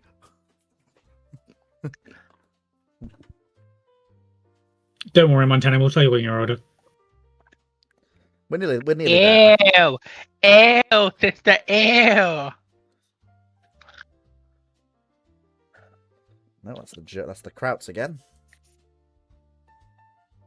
I hope the first Des Moines we get in AL is actually just Salem because it's Salem. Can we sail over there? No, Salem in a cute little witch outfit. Yeah, exactly. Just use the fucking like the Salem crest as inspiration for the ship girl. Easy. She takes bonus damage when on fire. You don't burn witches, you drown them. You do both. Both is good. I thought Terran Witch Trials, they burned them. They did both. They burned them when they quote unquote found them guilty, but to try and get them to be guilty, they would attempt to drown them, and anyone who survived was a witch, clearly. Also, this is the official crest for USS Salem, and I fucking love it because it's Right. just great. Yay. My- All the wait, information what- for E1 is out. What's Back in Agincourt, sorting. actually? What's Agincourt? Yes, Montana, you are baby. Only 21. Child. My goodness, born after the millennium, killed the child. I was there. I remember 9/11. I was there. I don't remember. I wasn't 9/11. there. Like, Not that the NSA I was operative there. monitoring me is I going to do remember anything. 9/11. Hmm. Yeah, Moe, you remember 9/11 because you did 9/11. Whoa! Yeah. Here we go, gentlemen. Behold, Agincourt. Big I ship. don't need to get into trouble Golden with two Core. separate governments.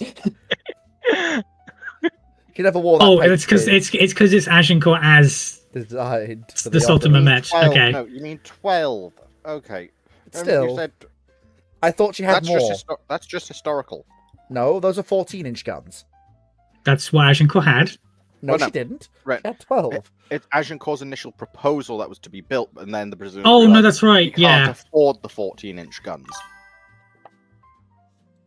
British Fuso. I don't get why they didn't just take out debt to build over the 14s. They were already Because in at that point, the debt. Ottomans were actually suddenly concerned about their dets.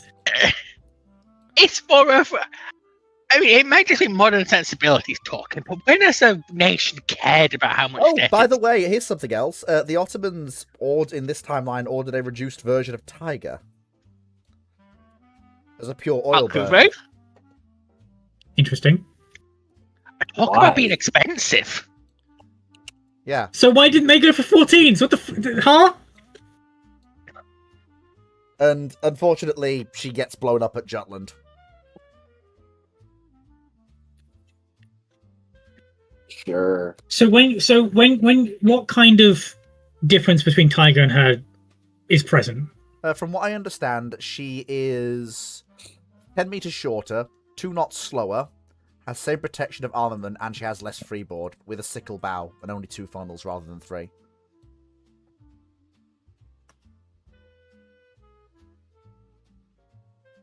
But Right, why? okay. Why?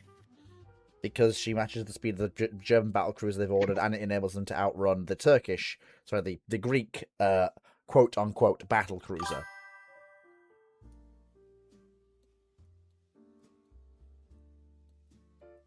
That still makes no sense. That's still stupid. To be fair, the Ottomans in this timeline aren't making good choices, which is kind of as realistic. Yes, and that's why there is no Ottomans today. All in favour of that being a good idea, say aye. I don't know. Have you ever heard of this man called Erdogan? He seems to want to be a modern Ottoman. I will be Anyway. honest. He's doing a good job of being an Ottoman Sultan in that he's making stupid fucking decisions and no one likes him.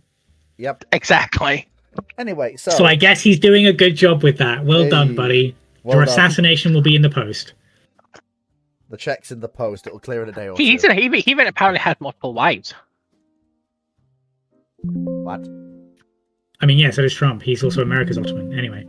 Way. Anyway, Needs to so give Trump too much credit. Everything gilded in tacky ass gold. 2 idiot sons making shitty decisions that no one cares about. No one actually likes him. Driving his empire into the dirt. Smile. anyway, so next question is from Excuse me. your typical gunnery officer, who is, so I hear, a typical gunnery officer of the kind that is typical, and is a gunnery officer. It's a shocking revelation, I yeah. know. Continue. Anyway, typical gunnery officer asks, opinions on the T-44 class cruiser.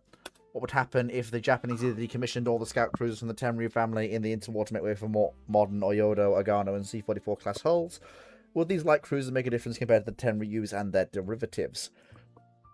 Honestly, given that they carry the same caliber of gun, take less to man, are significantly faster, and carry equivalent numbers of broadside firepower, while having significantly better AA and torpedo firepower, they would be a net positive, I think.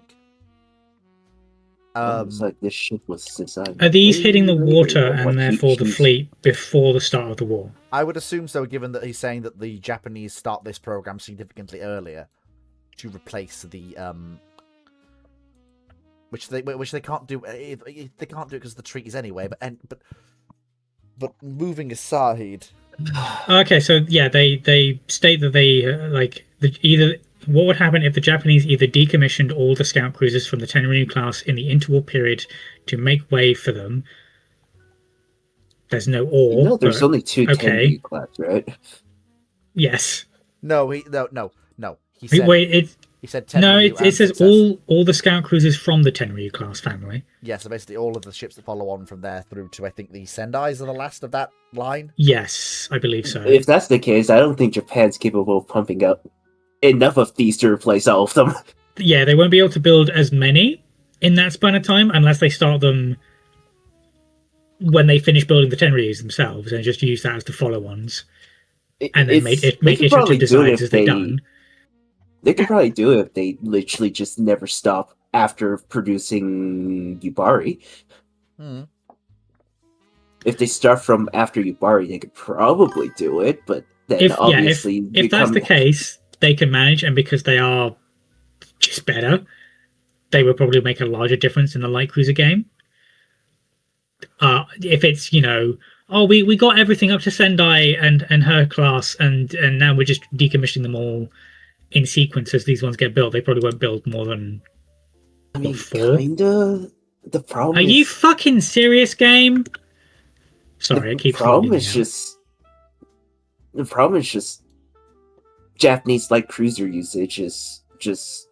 Not I am unsure if this going to make that much of a difference. the Japanese. They are basi- definitely better ships, Yeah. but the these are Japanese- still technically going to be used as oversized destroyers. Yeah, as far as Japanese were Hmm. concerned, the 8-inch cruiser was the future of the cruising vessel, and anything else was just not really worth pursuing as anything other than a large destroyer leader.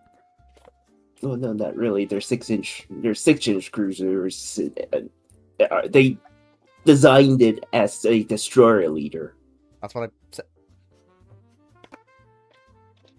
It's fine. That is kind of what Fleet said. Okay. I'm gonna go now through, and I'm gonna pick out some of the ships that people have put forward, and I noticed some of them have been put forward. So let's first have a look at the one from No Name, the Lynx class armored cruiser. Okay, that's not that length he's got to worry about. Okay. Well, at least not yet, anyway. Oh, I like that. That is very, very nice looking. I am gonna save that image.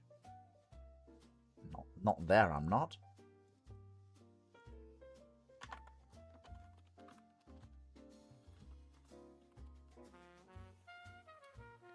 Okay, so That's not a lot of space for engine space. How fast does it go?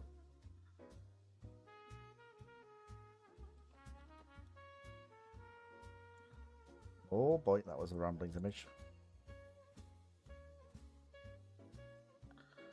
Right, okay, then we'll put this up on the cord of this as well. Nope, not that. That's going to create a feedback loop. We don't want that. 27 knots. Intriguing. Right, okay, so let's have a look. What does the recruit... So this is the Lynx class. It's a... looks to be a very last generation armored cruiser. Lynx was a dreadnought armored cruiser for the nation of Marugo as part of the arms race on the Kurain continent. Oh no! She was the 4th armored cruiser, or armored cruiser D, built under Murega's cruiser plan, which called for one armored cruiser every 3 years. Several dockyards around the world were considered. Unlike armored cruisers A, B, and C, D were built in Gremyadar rather than in Bioland. However, the Morugian Navy quite liked the Bialish 9.2-inch guns found on the previous cruisers and ordered these as the primary armament. It was decided for Cruiser D Lynx to improve on the turret layout from the prior Cruiser C. Instead of the hexagonal turret layout, it was instead decided to delete 2 of the wing turrets and implement an on-echelon cross-deck firing. An additional aft-centerline turret in an experimental super-firing position was introduced, the first for a Gremyarden-built ship. So despite having 2 less barrels than the preceding cruiser, Lynx had a 2-barrel advantage in broadside firepower. 12 4.5-inch casemate guns comprised her secondary battery. She was also the first Morugian ship larger than a destroyer to utilize steam turbines, pushing her to a trial speed of 27 knots. Like other large Morugian armored cruisers, Lynx's name kept in line with the big exotic cat naming scheme. Lynx was laid down in July 1908, but was quickly rendered obsolete when Bioland laid down the first proper battle cruiser in September. Consequently, Lynx would be the last armored cruiser ordered by the Morugian Navy. Lynx commissioned in February 1911 and set sail from Gremyadar shortly after trials, with a brief visit in Bioland before sailing across the ocean to Morugia to serve out the rest of her career. She would remain an important vessel in the Morugian Navy as the or end of the dockyards of the larger powers unavailable, resulting in Cruiser C, G, Morugian's second battle cruiser being sold at the threat of being confiscated. Morugia would remain neutral during the Great War, but would upgrade Lynx based on observations from the war, including the Akali floats on the turrets and the integration of light anti-aircraft guns. This creation is a depiction of Lynx in 1918. Lynx was her first conflict in 1922 in a war against the country of Walladen. She would largely be used for fast bombardment raids, although she would sink 2 Walladian pitted cruisers in one engagement and in another against 2 coastal battleships, heavily damaged one of them before being forced off due to significant damage to herself. Lynx will be employed again during the 1927 Ortunde Rebellion, bombarding the rebels and being a significant factor in breaking it up. Lynx would once again see action in the war in 1935 against the nation of Carmine. Now obsolete and worn out, she would still contribute to coastal bombardment range and would fight off a Carmine heavy cruiser, leaving both ships damaged. In 1936, she would strike a mine laid by a Carmine submarine, only through heroic damage control efforts from her crew would make it to dry dock. Whilst undergoing repairs in December 1936, Carminian bombers, after several previous attempts, managed to, in the first successful aerial bombing of an enemy ship, land 3 800-pound bomb hits on her. Although not lost due to the nature of being in dry dock, the damage was severe and she was never fully repaired. A third of her boilers would never be relit, and one of her prop shafts was permanently out of action. Once afloat again, she would spend the rest of the final months of the war with Carmine as a training ship, and then would return troops home after the end of the war.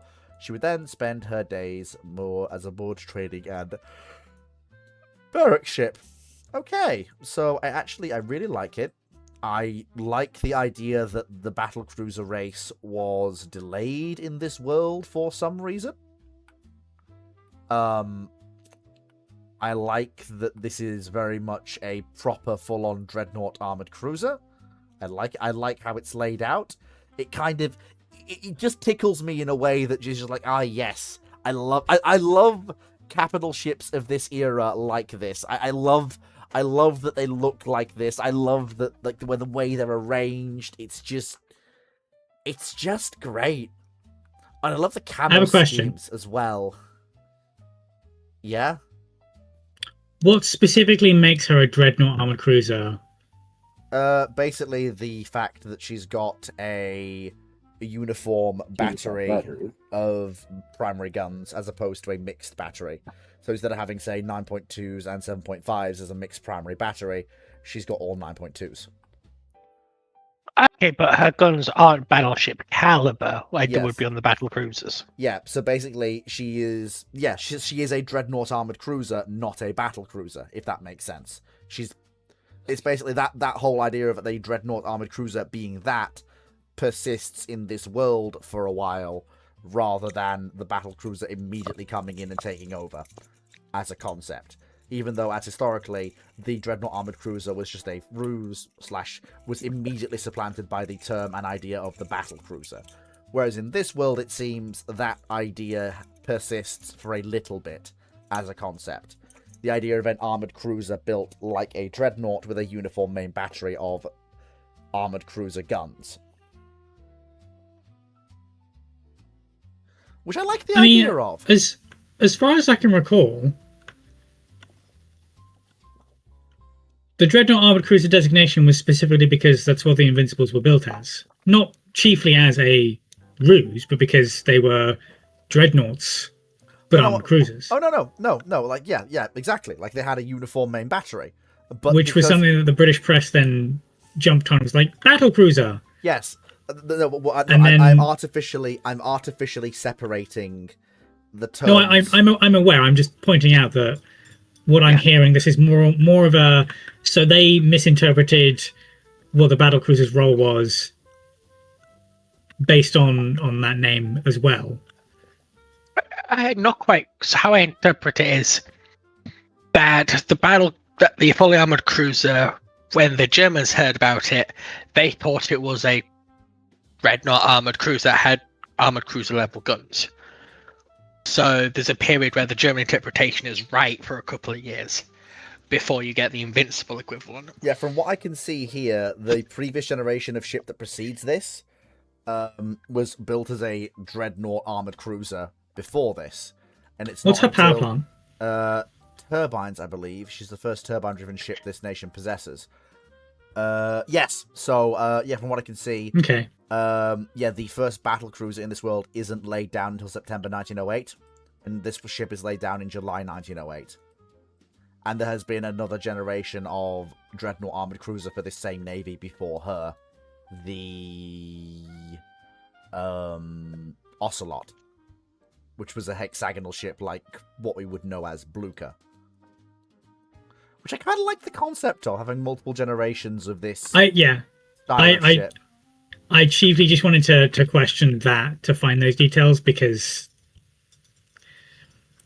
hearing Dreadnought Armored Cruiser class and then seeing 9.2-inch guns, Yeah, I'm it just like, does. Yeah, it does. hang on there, partner. But no, yeah, having that like deeper explanation sort of highlights for me that yeah, it's as much a misinterpretation of that as anyone else would have taken, but also not then just explained away as just, oh, they just decided to updo it. No, they just went with it and like, yeah, let's do that. I can appreciate that far more than just explaining away that no, they just had prescient visions from Paul Atreides on what a battle cruiser should be. Yeah. I actually really like the ship. I really do. If anyone else have anything to add on her, I like the way she's laid out. I like her speed. I like the way she's protected. I like the camo schemes as well. If anyone has anything to add to that, like Foxo, you're quite good when it comes to armored cruisers and battle cruisers. What are your thoughts?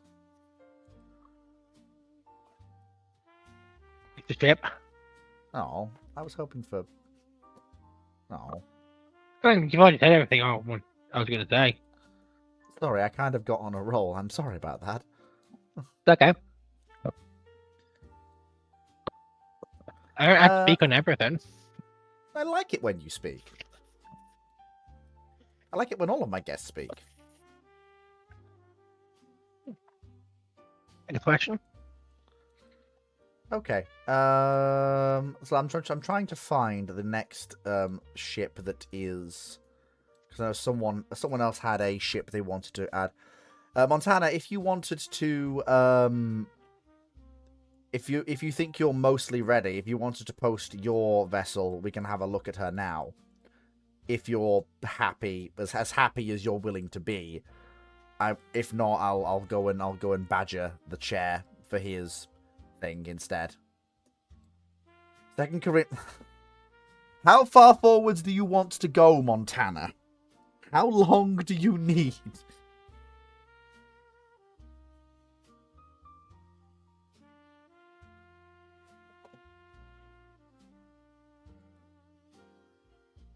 Okay, let's see if there's anything on YouTube to talk about. Okay, 1981. That's the same question that I didn't answer because it's not specifically about one ship, but I suppose I'll answer it. Wargaming announced that Titan Togosa, a modified B-65 large cruiser with 15 310mm guns in 5 triple turrets. If the B-65 was this, how are the Alaskas changed? The Alaskas aren't. The US is going to laugh hysterically at the Japanese spending a ridiculous amount of money on a ship that is the size of a full-on battle cruiser, not armed as a full or protected as a full-on battle cruiser.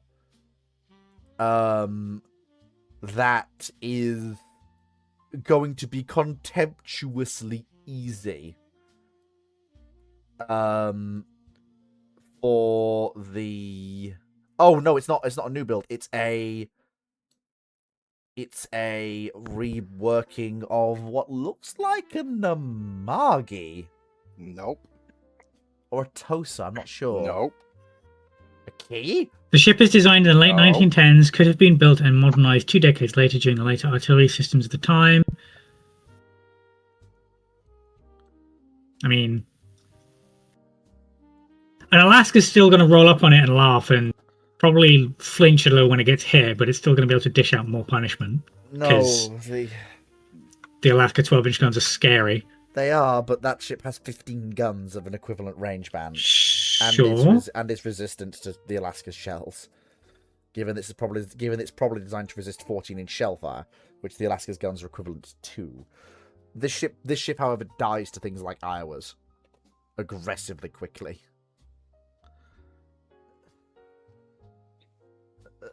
No, so Dragon, you were saying that it's not any of the things I thought it was. Because I admit I was partly misremembering bits of it. What is it based on then? Then, judging by what it looks like, I think you actually are correct with it being a modified key potentially. I can't think of many... Mostly because that is identical Like, right. I'll just post the images in the rambling text just to make it easier. Because Great. let me compare, get up a good comparison. I can find, that'll have to do. Montana. On the left is the new ship. On the right is the modernized key.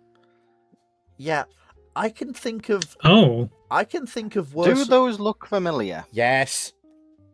I can think of.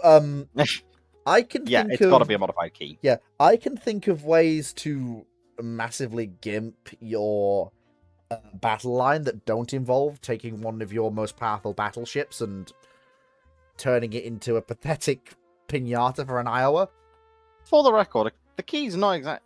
I say it is based on the key. A key is not a bad ship to begin with, especially even at this. If it's been modified, 10, 16-inch guns is still nothing to scoff at. No, but it's the fact it's no, Dragon, that's what I'm saying. 15-12s. Yeah, Dragon, that's what I'm saying. The original key. Yeah, I'm agreeing with Fleet here that a key is going to be very useful, and the Americans are not going to like a key because it's still a fast capital ship.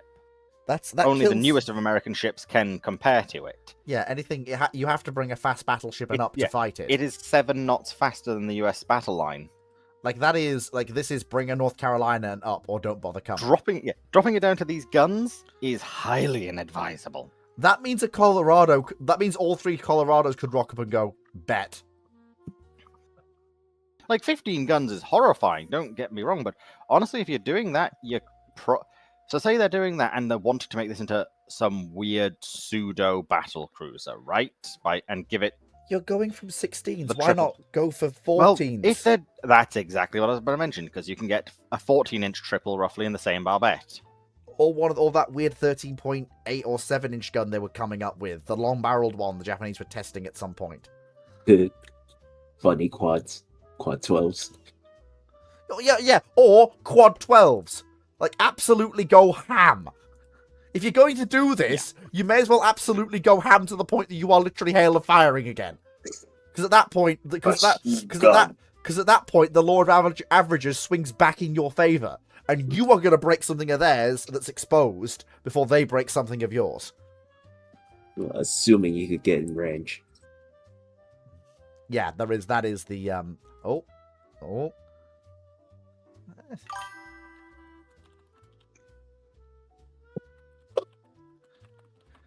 Reminder, folks, anything fictional goes. It can be something you've designed, it can be something you've found, it could be something that you know about, it could be something that you want me to see. Heck, it could even be fictional ships from another planet. Not spaceships, though. We're talking about boats in the water. Oh, so I can't ask you about my alternate history fanfic where 1980s NASA and Soviet Space Agency fight a war in space using rockets and shuttles against an invading alien army. I was expecting you to bring up your weird NATO wave thing from the Ash and Haze. That too. Fleet, what do you think of the lava leviathan though? What's the lava leviathan? Okay, let's have a look at it. What is the lava I've leviathan? just had an idea of something I need to find. Okay. You know what? That is a. Okay, it's technically a ship. So, give me like 3 minutes to quickly do something real quick. I'm being knocked on the door, so I'll be back in 3 minutes. But when I get back, tell me all about it when I get back. Just for context, in case anyone's wondering. All right, now that Fleet's gone, this is going to be the 3rd time in a rambling that I've brought this up because I have mentioned it here before. Is it bad? I immediately went, okay then, right. If he wants water-based ship that's, like this, starts looking up in trying to find the United Nations Space Command naval vessels, which they kept during the Covenant War. Yes.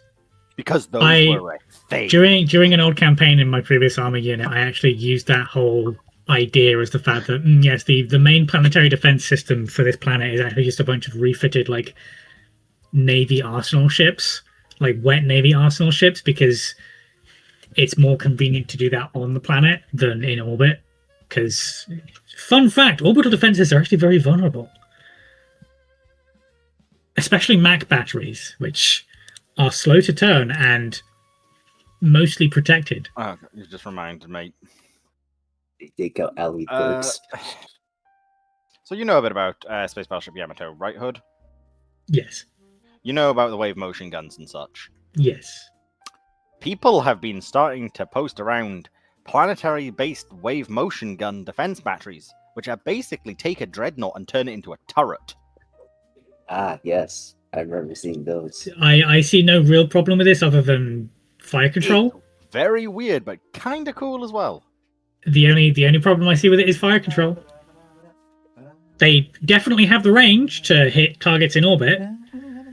100%. It's your fire control is going to need to be capable. Speaking of space That fleet coming battleship back. model, Hello, it's me. it is. By the way, it is rather interesting. They started using the refit Congos in a submersible. I've not had a world. chance to see it yet, and I'm wondering. Well, it's not out. It's probably not out over on your end of the world, but it's It just. is if you know where to find it. Apparently. Yeah. I'm gonna Okay. coach myself on this one. All right, But- so the Lava Leviathan fleet. You okay? I'm listening. When I pull it up, so in the Darth Vader 2016 comic, edition was it issue 17? I think it was something like that. Darth Vader is assisting a particular ally. We'll say ally. In dealing with a group of barons on the planet of Shutarun, which was home to a series of very deep running mines. A lot of the mines entered the mantle of the planet, and because the mantle was actually home to a native group species of megafauna, the royal dynasties needed a set of ships or units able to actually do battle with and fend them off whilst the mines were doing stuff, which I believe later led to them just pulling matter from the mantle itself, destabilizing the planet. Smile. During the comics, however, a rival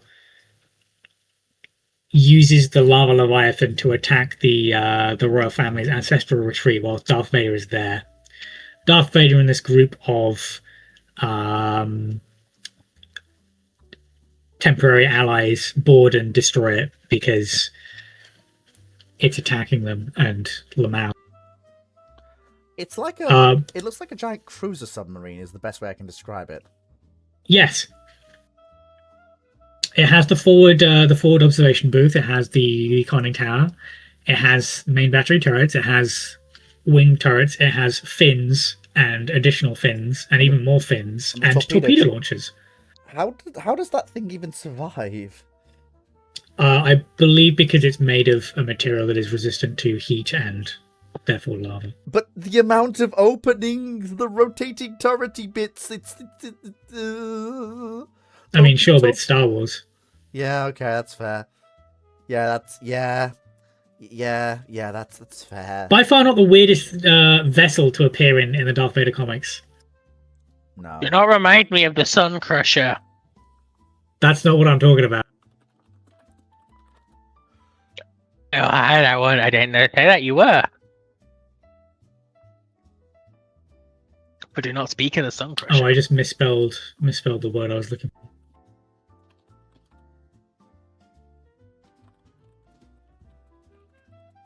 I know I've talked about this to Dragon a couple of times, but Fleet, do you recall the whale ships? The whale ships? Whale ships. The whale ships. Oh yes, I do in fact recall. Same comic series. It's just later in the Darth Vader comics. Recall the whale ships.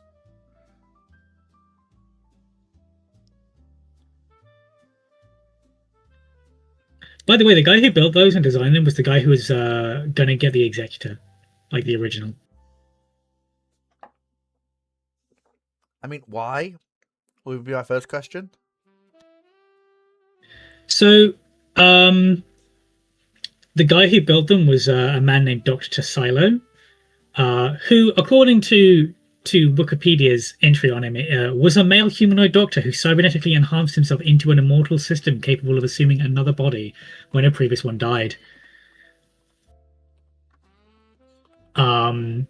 He was very instrumental in assisting Darth Sidious in developing various. He was essentially Doctor What's His Face from Bad Batch before Bad Batch came along and messed with that part of the timeline, which I don't besmirch it for because it was a fairly decent addition. But generally speaking, the reason that he was so valued was because he was essentially trying to genetically grow and enhance controllable, conditioned apprentices for Palpatine to eventually replace Darth Vader. Because Palpatine was immortal, TLDR, and he needed a set of apprentices that could also effectively serve him in perpetuity. And Silo was his best bet. Wait. So Palpatine had already cracked immortality. Why the clones then?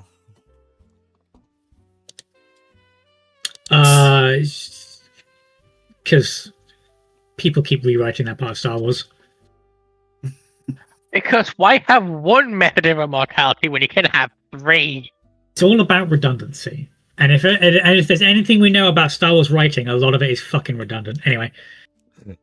Anyway, so therefore I think I know what Chair has done.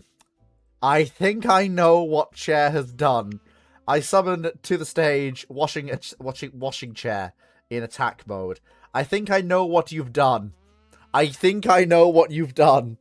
Unfortunately, Fleet, activating Torrential Tribute, which means all summoned monsters more than 1500 attack get sent to the graveyard. Oh, Chair's got 1600, so he's fine. Lol. What?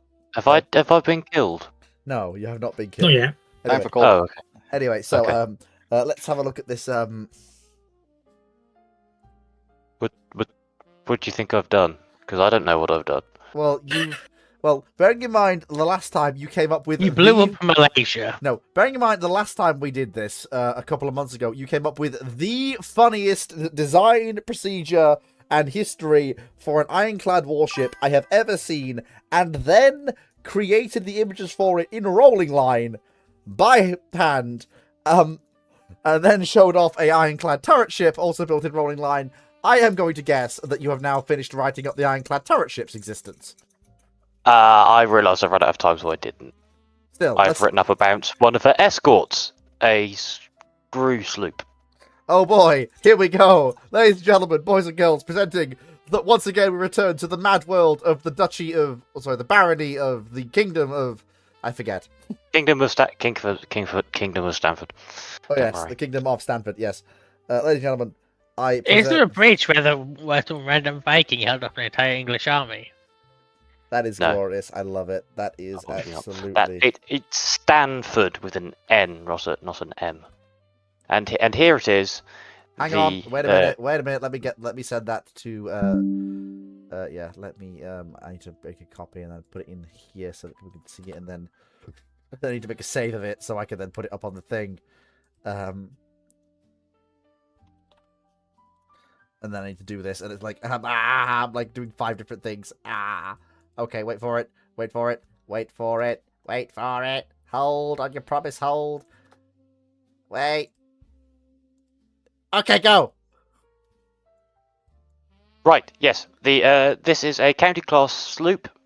This one specifically is the Stanfordshire, although admittedly, it's not the one we're going to be talking about today. We're going to be talking about her sister Blythe, if you remember her from the last Yes, I do. episode. This is the reason. I will explain briefly why we are seeing the Stanfordshire, not the Blythe, is because the Blythe looks like this. So we're gonna go for her fully completed sister to explain the general features of the class. Although, admittedly, I haven't. Unlike with the disenchantment, I have not finished the. Oh yes, it was the disenchantment. I Yes, that remember. Oh my god, that image alone is worth being taken a look at. That is glorious. Hang on, I'm just gonna take a print screen of that and then show that off as well, because that is beautiful. Disenchantment just casually running over one of her. Just to remind people, by the way, in case people have forgotten, what disenchantment looks like and what her crew and captain were capable of, they did things. They did very, very funny things and somehow got away with it. I mean, get away with it as in blown to a million pieces when her magazines detonated, I guess. Yes. But, so very quickly is disenchantment running over one of the sloops, and now let's go back to talking about the sloops. Yes, Particular. so, yes, county class sloops. Originally, hang on, I will now, I will keep the picture of her up, but I will, can you see it? I can see it. Still. Good, okay, because I am currently on my text document. The flag flapping in the wind is a nice touch. It is, I do like it. So the county class sloops were designed by Sir William Junicol. That's already set me over the edge. Go on. Go on, carry on. Yes, to actually a secret government order laid down by the first Sea Lord, Sir Declan Sulemer.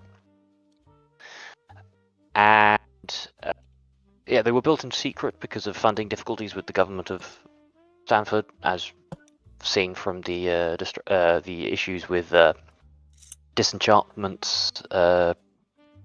Wait, well, as in it was kept secret by the government, or it was kept secret from the government? From the government. Kept secret from the government. And so that the actual contract to build them was given to the North and Barron Canneries and Shipyard. Canneries and Shipyard. Yes, more on them later. She was laid down on the 12th of April 1880, launched 6th of November 1881, with being commissioned into the Stanford Navy in July 1882. That's a fairly decent. That's a fairly decent keel laying launch commission timetable especially for Stanford. We'll get to why that was in a minute. And ultimately, of course, her fate was she was sunk after a collision with the Disenchantment on the 25th of August 1889. So 7 years in service isn't surprisingly not bad. She's 93 feet long, 25 feet 2 and 1/16 inches at the beam. Her draft is 12 feet with a freeboard of about 5 foot. Displaces 325 tons with a single shaft, 950 horsepower Bamberworth multiple expansion trunk engine. Bamberworth, I love it. Fired from 4 Stanford patent marine boilers, generating about 55 psi. I must go. My food needs me. Fair enough. She's capable of roughly 12 knots under sail and steam. As you can see, she has 2 square-rigged masts. Yes. Aboard her. Her armour consists of a 1-inch thick iron deck. Oh, she's an armoured sloop, so she's kind of a protected. Oh, she's a protected cruiser. We will again get to that later. And her armament is a single 108-pound Mark IV rifled gun, muzzle loading. Oh. Mounted, as you can see here, on the main deck in a central, ish position. On a pivot. On a pivot. Nice. There. So yes,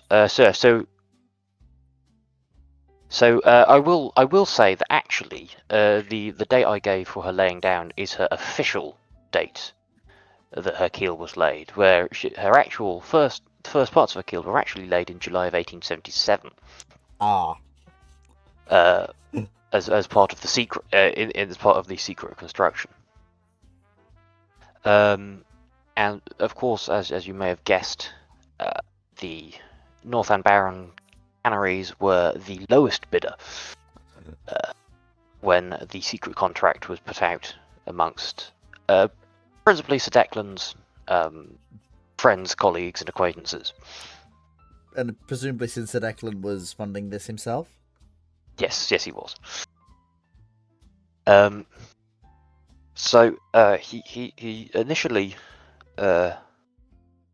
laid out for a now sort of a dominantly iron, with the framing of the ship to be predominantly made of iron, with sort of just thin plating around the sides. So the first part of her keel, the first sort of 4 feet in the middle, was iron. Oh, neat. And that was what the Steklan saw when he came to, inspect the progress of the ship. He was very carefully shown that specific 4-foot iron section of the keel. Rest of the keel was oak. For in keeping the ship so cheap and so secret, the Anbaran Canaries decided to just make it out of wood. Ah. So they cleverly painted up the rest of the ship's structure to look like it was made of iron, when in fact it was all oak. And sort of, rather than just having a fake section to show off, it was actually, the iron was an integral part of the ship's hull.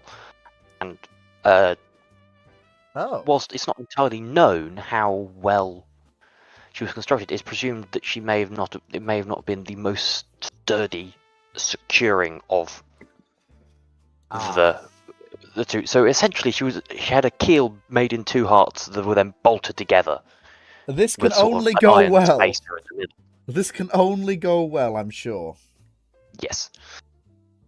So after this, along with sort of those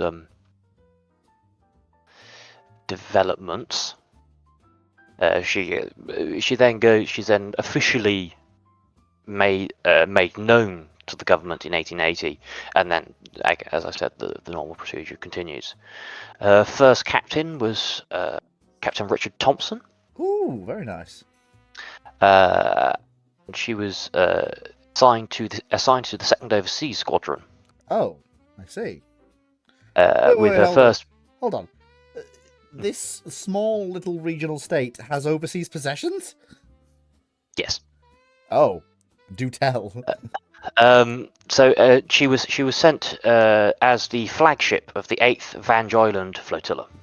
The Vange Islands being a small collection of islands in the Kalingian Sea. And as part of her duties in the Kalingian Sea was to observe the War of Independence on the island of Nuevo Romagna, which it was being fought by a local revolutionary group and the flailing Isparian Empire. She was under duty in the sort of, think of it a bit like a Spanish Civil War sort of situation, where both the Kingdom of Stamford and the country of Rendavia are both performing sort of like neutrality patrols around the island, mainly to prevent the revolutionaries from sort of spreading to their Kalingian possessions, particularly because Rendavians had a few possessions on the island of Nuevo Romagna. Including one of these is the port of San Sebastian. San Sebastian being being a port taken by the Rendavians from the Isparians about 50 years before, so about 1830-ish. So as they're cooperating, Brythe is putting into the port of San Sebastian. When it turns out, when they're met on the pier by a band of armed revolutionaries, that in fact San Sebastian had fallen to the rebels the morning before. So quite promptly, the Brythe and her crew were all interred by the Romanian rebels. The captain is taken to the governor's old residence, and sort of treated reasonably well, whereas the rest of the crew were put into various jail cells around the port of San Sebastian. The Isparians are sort of known for their not to be too rude to the Spanish, but for something essentially similar to a fiesta. Sorry, not a siesta. Sort of their afternoon naps, that sort of thing. Keep themselves. Creators of the Ford Fiestas. Yes. And also, they've just taken this rather major port. They were quite celebratory and free with the wines and spirits kept within the town before its capture. So that in the afternoon of the day of her capture by the Romanians, shall we say that there weren't many guards present at sort of any of the holding points, and certainly not on the ship herself. Such that Captain Thompson managed to sneak down a set of vines from his bedroom window, blagged his way through the guard post by stating that he had permission to walk in the gardens from the new governor.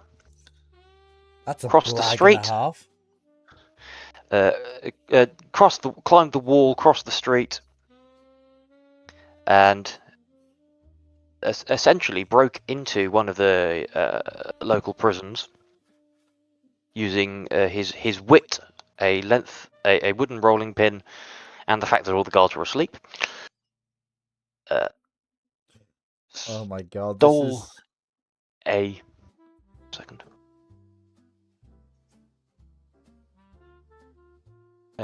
Stole the keys from the guard and released most of his crew.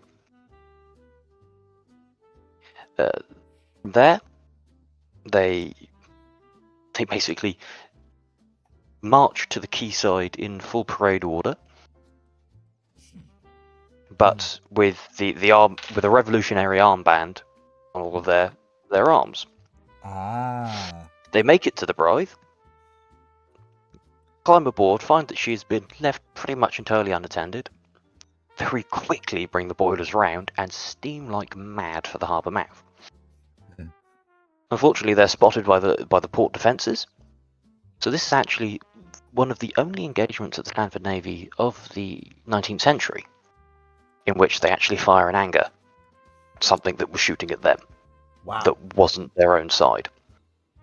Wow. I presume this is where the ship actually having a protected deck, which is something unusual for a ship so small her size, comes in handy. She received some return fire from the port defences, in which you believe she unseated several of the guns of the local battery. Wow! On her escape. Just firing that single gun, the gun crews actually scored multiple hits against coastal targets. Yes. Damn. Okay. So bizarre... is the Stanford Navy like the Ottoman Navy? The fighting power and skill of the crew of a Stanford warship is inversely proportional to its size. The smaller they are, Almost the fightier they are. Absolutely. Also, it is believed that Captain Thompson mistakenly somehow managed to pass the entrance exams without paying for them. Oh my god! So an actually skilled officer in our Stanford Navy? Heresy! Exactly. And so the Blythe fights herself to freedom and stayed back to the Banj Islands. And then, as we know, that's all I've come to write for her story so far. That's amazing. I love it. And then ultimately, we get to the end of her story, where whilst completing exercises with the disenchantment, she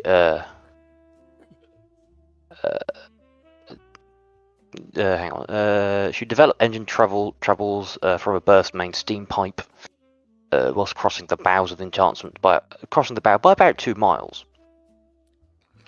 Unfortunately, the disenchantment remained at full speed and on a steady course, striking Blythe amidships, and what after recent archaeological investigations of her wreck have determined was probably roughly about where that piece of iron plate was in her keel. Ah. And when she, as we can see here, she split in half quite neatly, and sank very promptly. But surprisingly, with a lot of her wreckage floating when it was not anticipated it should. Ultimately, the fact that Captain Thompson was semi-competent, saw what was about to happen, and abandoned ship before she was struck. Well, at least was in the process of abandoning ship when she Yes. was struck. Saved most of her crew. It saved much of the crew, and also earned him a court-martial for cowardice.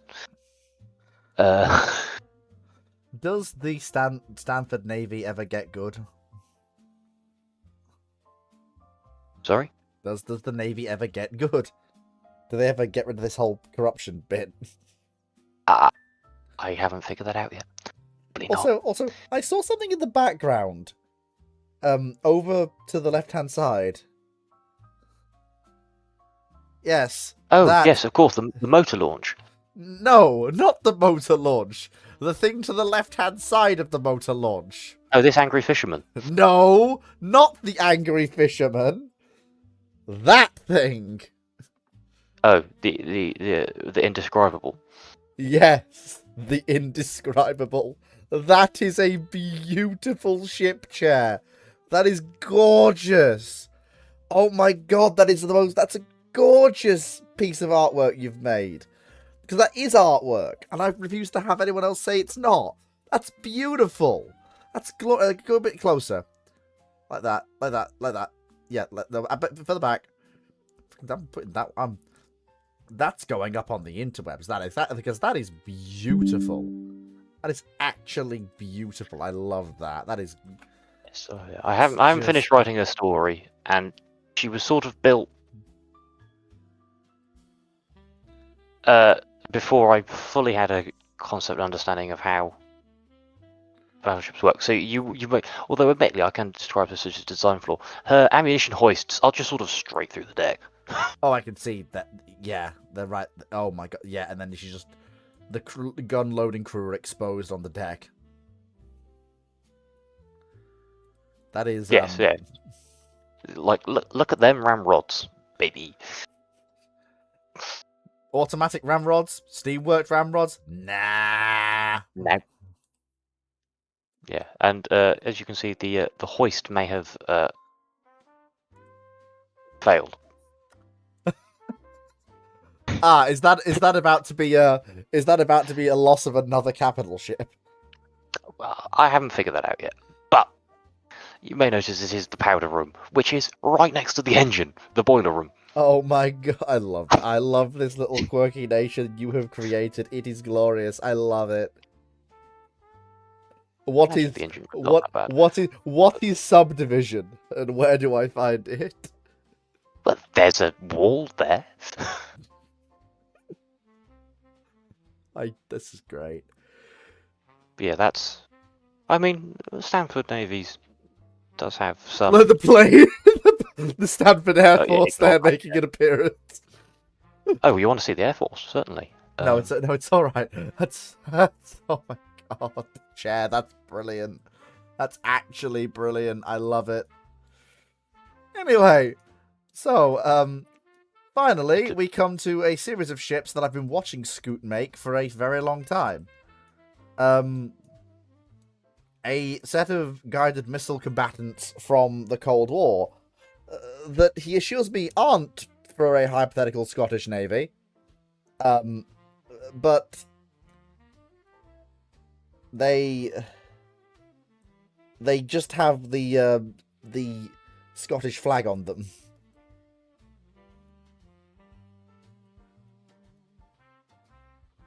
You told me they weren't for a hypothetical Scottish Navy.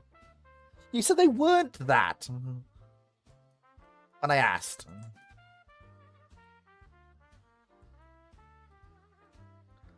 A couple of months ago, I think.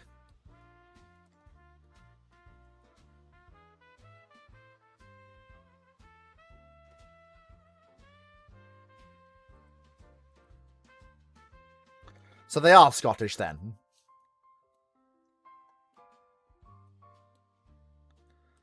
Oh, right. Yes, that was my mistake. So, yeah, we have a set of hypothetical Scottish ships. And honestly, I actually really like them. I think they're real. To quote a certain Marge simp, I think they're neat. I can only find where the images went.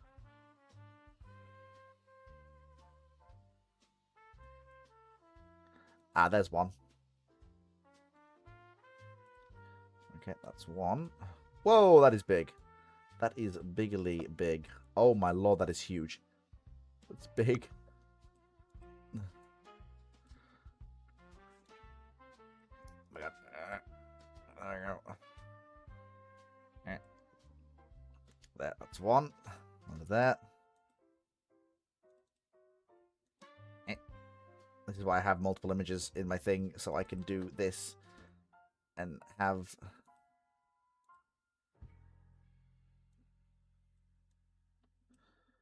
multiple things in my things. There we go. I did not call them potatoes. They are not potatoes.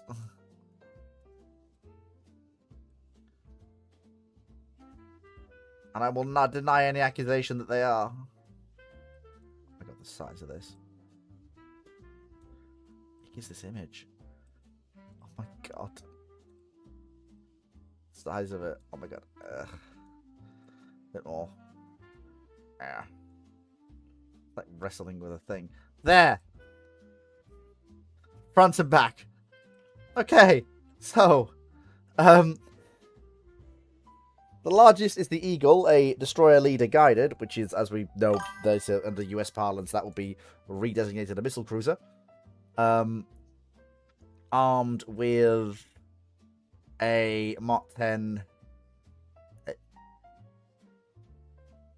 Wait a minute.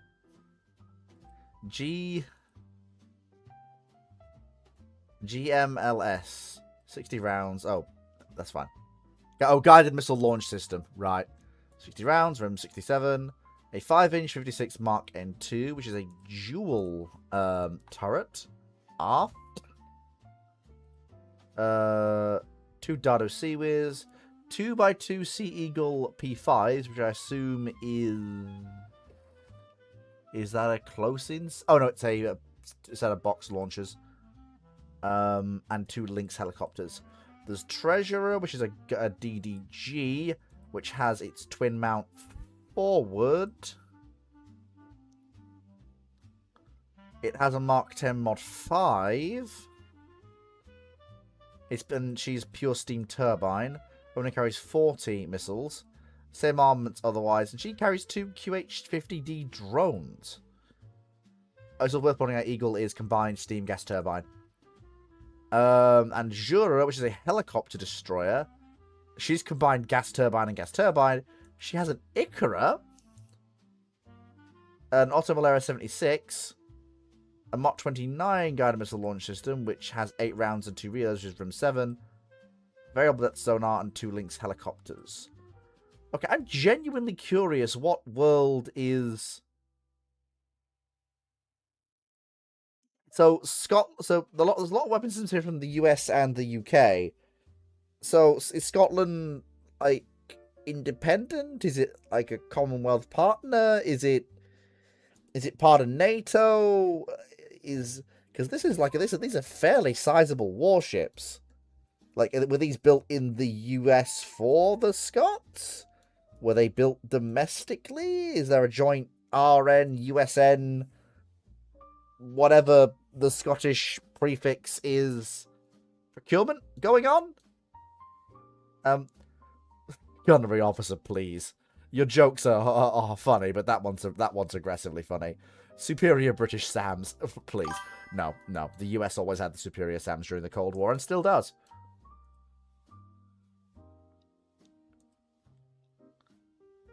Right, okay. Well, I'll get to your ship in a minute. because the problem is I can't really do the notes.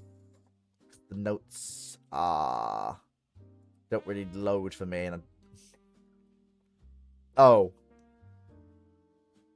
NATO domestically, still independent. Motivation is we simply don't go bankrupt. Fair enough. That's fine. That's all you need to say. Doesn't need to be more than that. And I'm going to finish with the ships of my good friend Darth Sidious, who has sent them to me himself, and I will just be reading them off rather than anything else. Because at that point, that's fairly easy for me to do rather than... that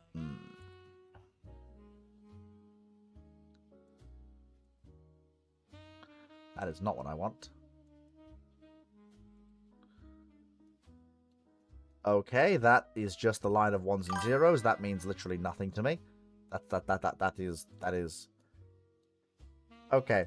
Let's have a look at the Semi-Dread. So the first Conrad class Semi-Dreadnought laid down 1905. 14,000 tons full load, so on the average side for a Semi-Dreadnought. 4 by 12 inch guns in two gun turrets on the center line at the end, so standard pre-Dreadnought there. 24 inch guns, 50 caliber. 130 rounds per gun. There's a lot of rounds per gun for the 12-inch, which is fine, though. 24-inch guns. 150 rounds per gun. 20 single mounts on the sides. Not in casemates. Interesting. 2 10.24-inch guns. 130 rounds per gun in a single mount on the center line amidships. Interesting. 4 18-inch torpedo tubes submerged, and then 12 18-inch for that reloads. 11-inch belt covering 75 meters at 3 meters high. Ends is the same.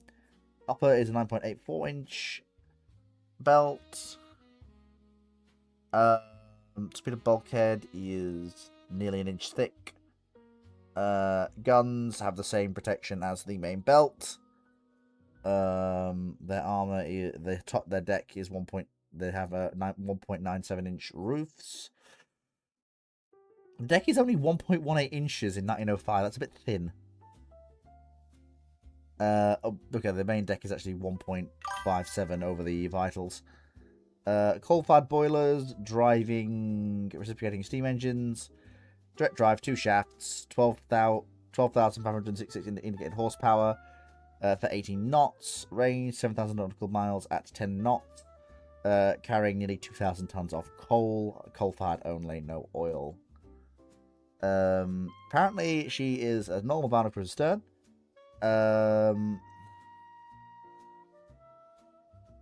If it'll let me,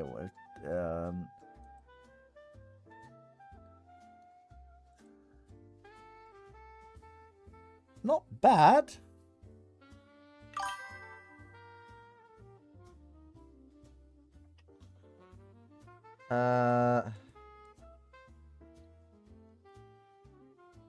Wow, that is... Oh my god, that note. Oh my lord.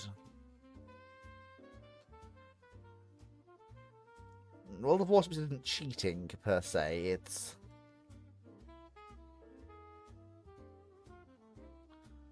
Okay, I'm going to put this in a Word document because reading notes like that can be hell at times.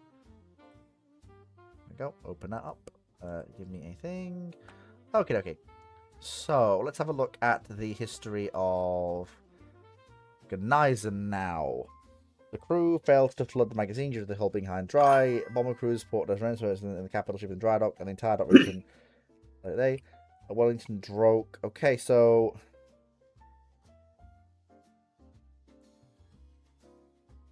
So, apparently... Okay, so... after the midnight raid, the damage to Gneisenau was tremendous. Reports sticking to Berlin set ships of the magazine detonation that was afloat, however, blown in two. The dry dock, however, had broken its back and had gone under resting on the seafloor. Any Iranian animation in the critical battleships were removed, lest the remains had to join the dry dock in a brief and permanent nap on the seabed. Crew and dock workers worked hard on keeping it afloat, shoring up bulkheads forming out the hull. Firefighting crews discovered the bow after being put out and permanently become addition to the keel shipyard's unique geometry. How it got there so fast makes Herman going demand it be transferred to the Luftwaffe for achieving flight and breaking the sound barrier. When Deutsches Werk Kiel AG office opened, the marine engineers then knocked on the side of Hitler and Erich Raeder. Details of the meeting are not known, however it was reported a young man in his 20s had gone completely bald upon his exit to the building 72 hours earlier. Family members remembered him having a full head of ginger hair. A week after the meeting that began, the first completed draft of the repair and refit is submitted to Hitler and Raeder for approval. That is fast. The yard, proceeding to take on the mammoth task of rebuilding the ship, would have been better off being recycled and having a new built hull instead. Upon inspection of the area around the city, found that the immediate surroundings of what was Brunner turret, the minor fractures usually found around penetrations and damage were limited to the plates that were violently split in half. They were cleared away, and the ship was expected to take 2 years to rebuild.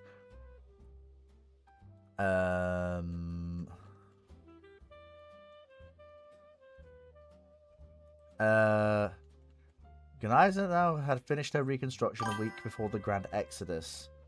This part's redacted. After arriving from the site, the ship lingers portside for 68.5 days until it's eventually shipped to the United States, where she will undergo rearmament, including the enlarging of her barbettes to 11 meters to fit custom turrets housing the 15-inch 50 Mark 1 derived from the 16-inch 50 Mark 7. Secondary armament will be upgraded to 25-inch 38 to 10 twin mountings. 4 structures to rebuilt into a structure similar to an Iowa to repair the bond damage sustained by the Luftwaffe. It proceeded to cut down the superstructure. Any remaining space is milled with 20mm and 4mm to weigh up to an Evets-class destroyer escort.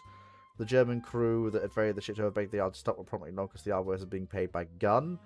With Guneiser now they've been handed a blank canvas and they have been given their biggest wet dream. The guns had guns to protect said guns. This refit took a chunk of the Free German Navy's stolen gold hoard, leading the majority of the other ships' lives in peril. To make matters worse, the Fingler of World War I origin arrived by tow afterwards, leaving Guneisenau and Finger rotating through the piers fighting for slots in the yards while the active ships being repaired and rotated out ready for battle. Guneisenau finished her rebuild in time for the Second Battle of Jutland, looking drastically different from the start of the war and being a mix of German and American technology. The ship was likened to a Frankenstein according to the crew. Guneisenau had a second round of refits planned that would have further changed the hull. The plans would have stripped the ship down to the frames in 1948 and would have completely rebuilt the ship. The plans included more reliable machinery. Someone looked at the stripped out hull and wondered how fast you could fit a fast battleship machinery in there. Boilers were dropped to 8 Babb & Wilcox 10-type boilers and 3 Westinghouse turbines, providing a ship faster and more economical power plant. The ship could do 33 knots at ease, although reports say it has done 36 knots on full load trials. The ship could do 15,900 nautical miles at 17 knots, keeping pace with the Iowas and other fast capital ships. Armament of 3x3 15-inch 50 main guns retained, with secondary swapped out for 5-inch 54s, firing distributing range and firepower. The horde of 14-meter guns replaced on a 1-to-2 ratio, freeing up deck space, which is guided by new electronic equipment. Armor revision is extensive, the armor scheme being revised and outright changed to an all-or-nothing scheme. The main belt is kept at 13-inch, covering the citadel. The 5.9-inch bow wire plating is stripped to provide a total of 6 inches on the citadel. The aft 7.9-inch belt armor is bottom on an 8-inch armor box around the steering gear, while the rest of the belt is removed. Everything else is replaced with split protection. Torpedo protection was completely replaced with an Illinois and Kentucky modified torpedo protection that was further modified to fit the Gneisenau hull. In December 1948, a few months after the cessation of hostilities, Gneisenau was brought into the dockyard of New York Naval Yard, but is not slated to return until 1951. After the refit, Gneisenau spends the remainder of the year on trials. On January 3rd, Gneisenau is ordered west by Germany to represent the German detachment United Nations Task Force in the Korean War. She arrives in contested waters amid reports of a Stalingrad battlecruiser operating under the Korean flag. Her duty is split between hunting down the battlecruiser and providing shore bombardment on North Korean forces. On February 14th, the Valentine's Day battle, Gneisenau is joined by De Flinker and Graf Zeppelin to create and destroy the pride of the people. Shells straddle Graf Zeppelin, the carrier peels off, running away at flank speed, desperately launching aircraft. Gneisenau turns to engage the enemy battle cruiser that was closing the range 69 yards, but it was fruitless as the 15-inch round smashed through the belt effortlessly, turning the Korean battle cruiser into a modern work of art in as little as 20 minutes. The air wing of Sky Raiders dropped a full spread of torpedoes in the water towards the crippled vessel as it proceeded to roll over and explode. The rest of the war was quiet for this veteran, though she did have some excitement when she returned. Some fire wanted to run that day. While transitioning into the Mediterranean, she was joined by Hedges Belspets, and banter was explained for both sides. It expected to turn to trash talking. Belfast at one point having a hit in 1942 to help sink your sister. Good night, I responded with, I suffered a magazine detonation and I'm still here. After going through the Suez, Belfast thought the Gunnites now keeping in red arranged the entire voyage. At Gibraltar, the Gunnites were met by Leviathan, which made the smaller ship look tiny compared to the juggernaut of British engineering. The task force continues to the iceberg of the Hoche. All ships not want to approach the abomination of the newish French battleship. I will kill you. Upon crossing the channel, the battleship is crank it up to full and disappear in 35 from the group at 35 knots, slowly overhauling the escort destroyers in the choppy waters. Upon reaching Hamburg, Eisenhower proceeds to join the German Baltic Fleet. In 1962, she is decommissioned. In 1964, she is recommissioned in response to the signs of the Soviet Baltic Fleet showing signs of movement, and is kept in the state until the USM requests. She is removed to Vietnam to conduct bombardment duties. In May 1964, Eisenhower arrives on theatre, bombarding the Vietnamese forces, running down the surplus 15-inch rounds that were collected dust in warehouses that were located in Arizona. On December 7th, she was attacked by a North Vietnamese IL-28, which was shot down. Slamming into the funnel of midships, proceeded to make the funnel cease to exist. Eisenhower's forced to retire to Sasebo, get a replacement funnel fitted. The Japanese, misunderstanding the assignment, proceeds to look at Yamato and Key and give the Eisenhower funnel model on it. The Germany proceeds to send a lengthy letter that was called in language. The German-looking American rebuilt battleship had gotten a Yamato-style funnel, adding to the Frankenstein mashup. Eisenhower returned to theatre, firing off the rest of ammo. For retiring to Japan to stop with Prince Eugen because it was cheaper to use smaller guns to bombard the coastline. After returning to Hamburg, Eisenhower was decommissioned yet again after its run in Vietnam. In 1975, the Second Korean War kicks off. The West German government receives a call for aid from the nation of South Korea. Eisenhower was brought out of mothballs in preparation for round 2 of the Great Korean Beatdown. Her radar speed is swapped modern wholesale for modern units. However, missing it swapped out from 5-inch 55 Mark 45 mod 0s is all about starting to show the age. Eisenhower proceeds to make it through the Panama Canal, reaching theatre by late March. Her guns blowing apart an armored column of 20 Korean tanks. In exchange for her march, she was stopped by a P-15 turbot missile in the machine space. That should have killed her. That should have killed her. A P-15 turbot to the machinery space should have resulted in that ship dying. The damage was negligible. No, I don't fucking believe that for a second. She should have died. And the old vulnerable battleship continued to chug along doing her job until Kentucky relieves her from duty. After returns, repairs in Sabo, Eisenhower returns to Bradard's the Nampo shipyard, destroying the same Nanjing frigate that it hit a month prior. Rest of her tour is silent at the secession of war in 1981. Eisenhower gets refitted with Harpoon missile launches in the spot where her former hangar was. The hangar was last used in 44 during the Exodus, but now is torn down to fit the 4 quadruple Harpoon box launches. There's not enough room for that. Eisenhower spends the next 6 years in relative peace rotating with Tirpitz. What the fuck are they still having their battleships active? Until the Middle East erupts, she deploys the Strait of Hormuz to help escort reflagged Kuwaiti tankers in Operation Earnest Will.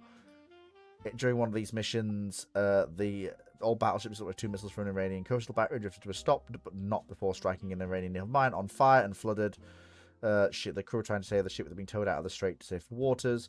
When she was able to get back under her own power, after taking 3 painstaking long months to return home, upon her return and repair, the ship is found to be too uneconomical to run, and she is kept active until the end of the Cold War before being retired and active service one final time.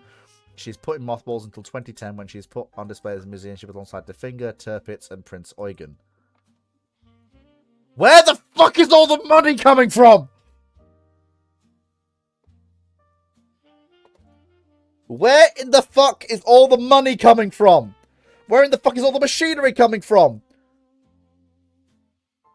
Himmler magic rituals. Stolen Russian gold. What Russian gold? What Russian gold? Unless you're talking about Spanish gold the Russians stole from the Spanish. Which isn't really enough for all of this shit. Also, why are these old ships around past 1952? How are they still going? If you wanted to succeed in breaking me, you've done it. You've done it. You have officially broken me.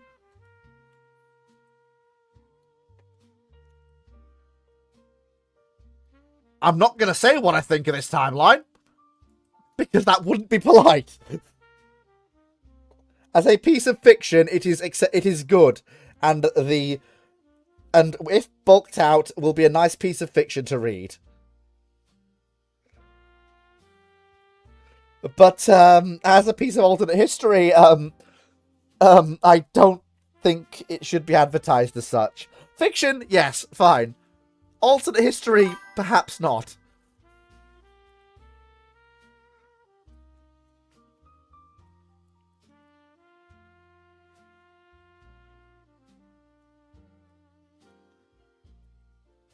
And on that bombshell, it's time to end. Thank you so much, everyone, for watching. I hope you've all enjoyed. Take care, and I'll catch you all next time for our normal ramblings next week. Goodbye, folks.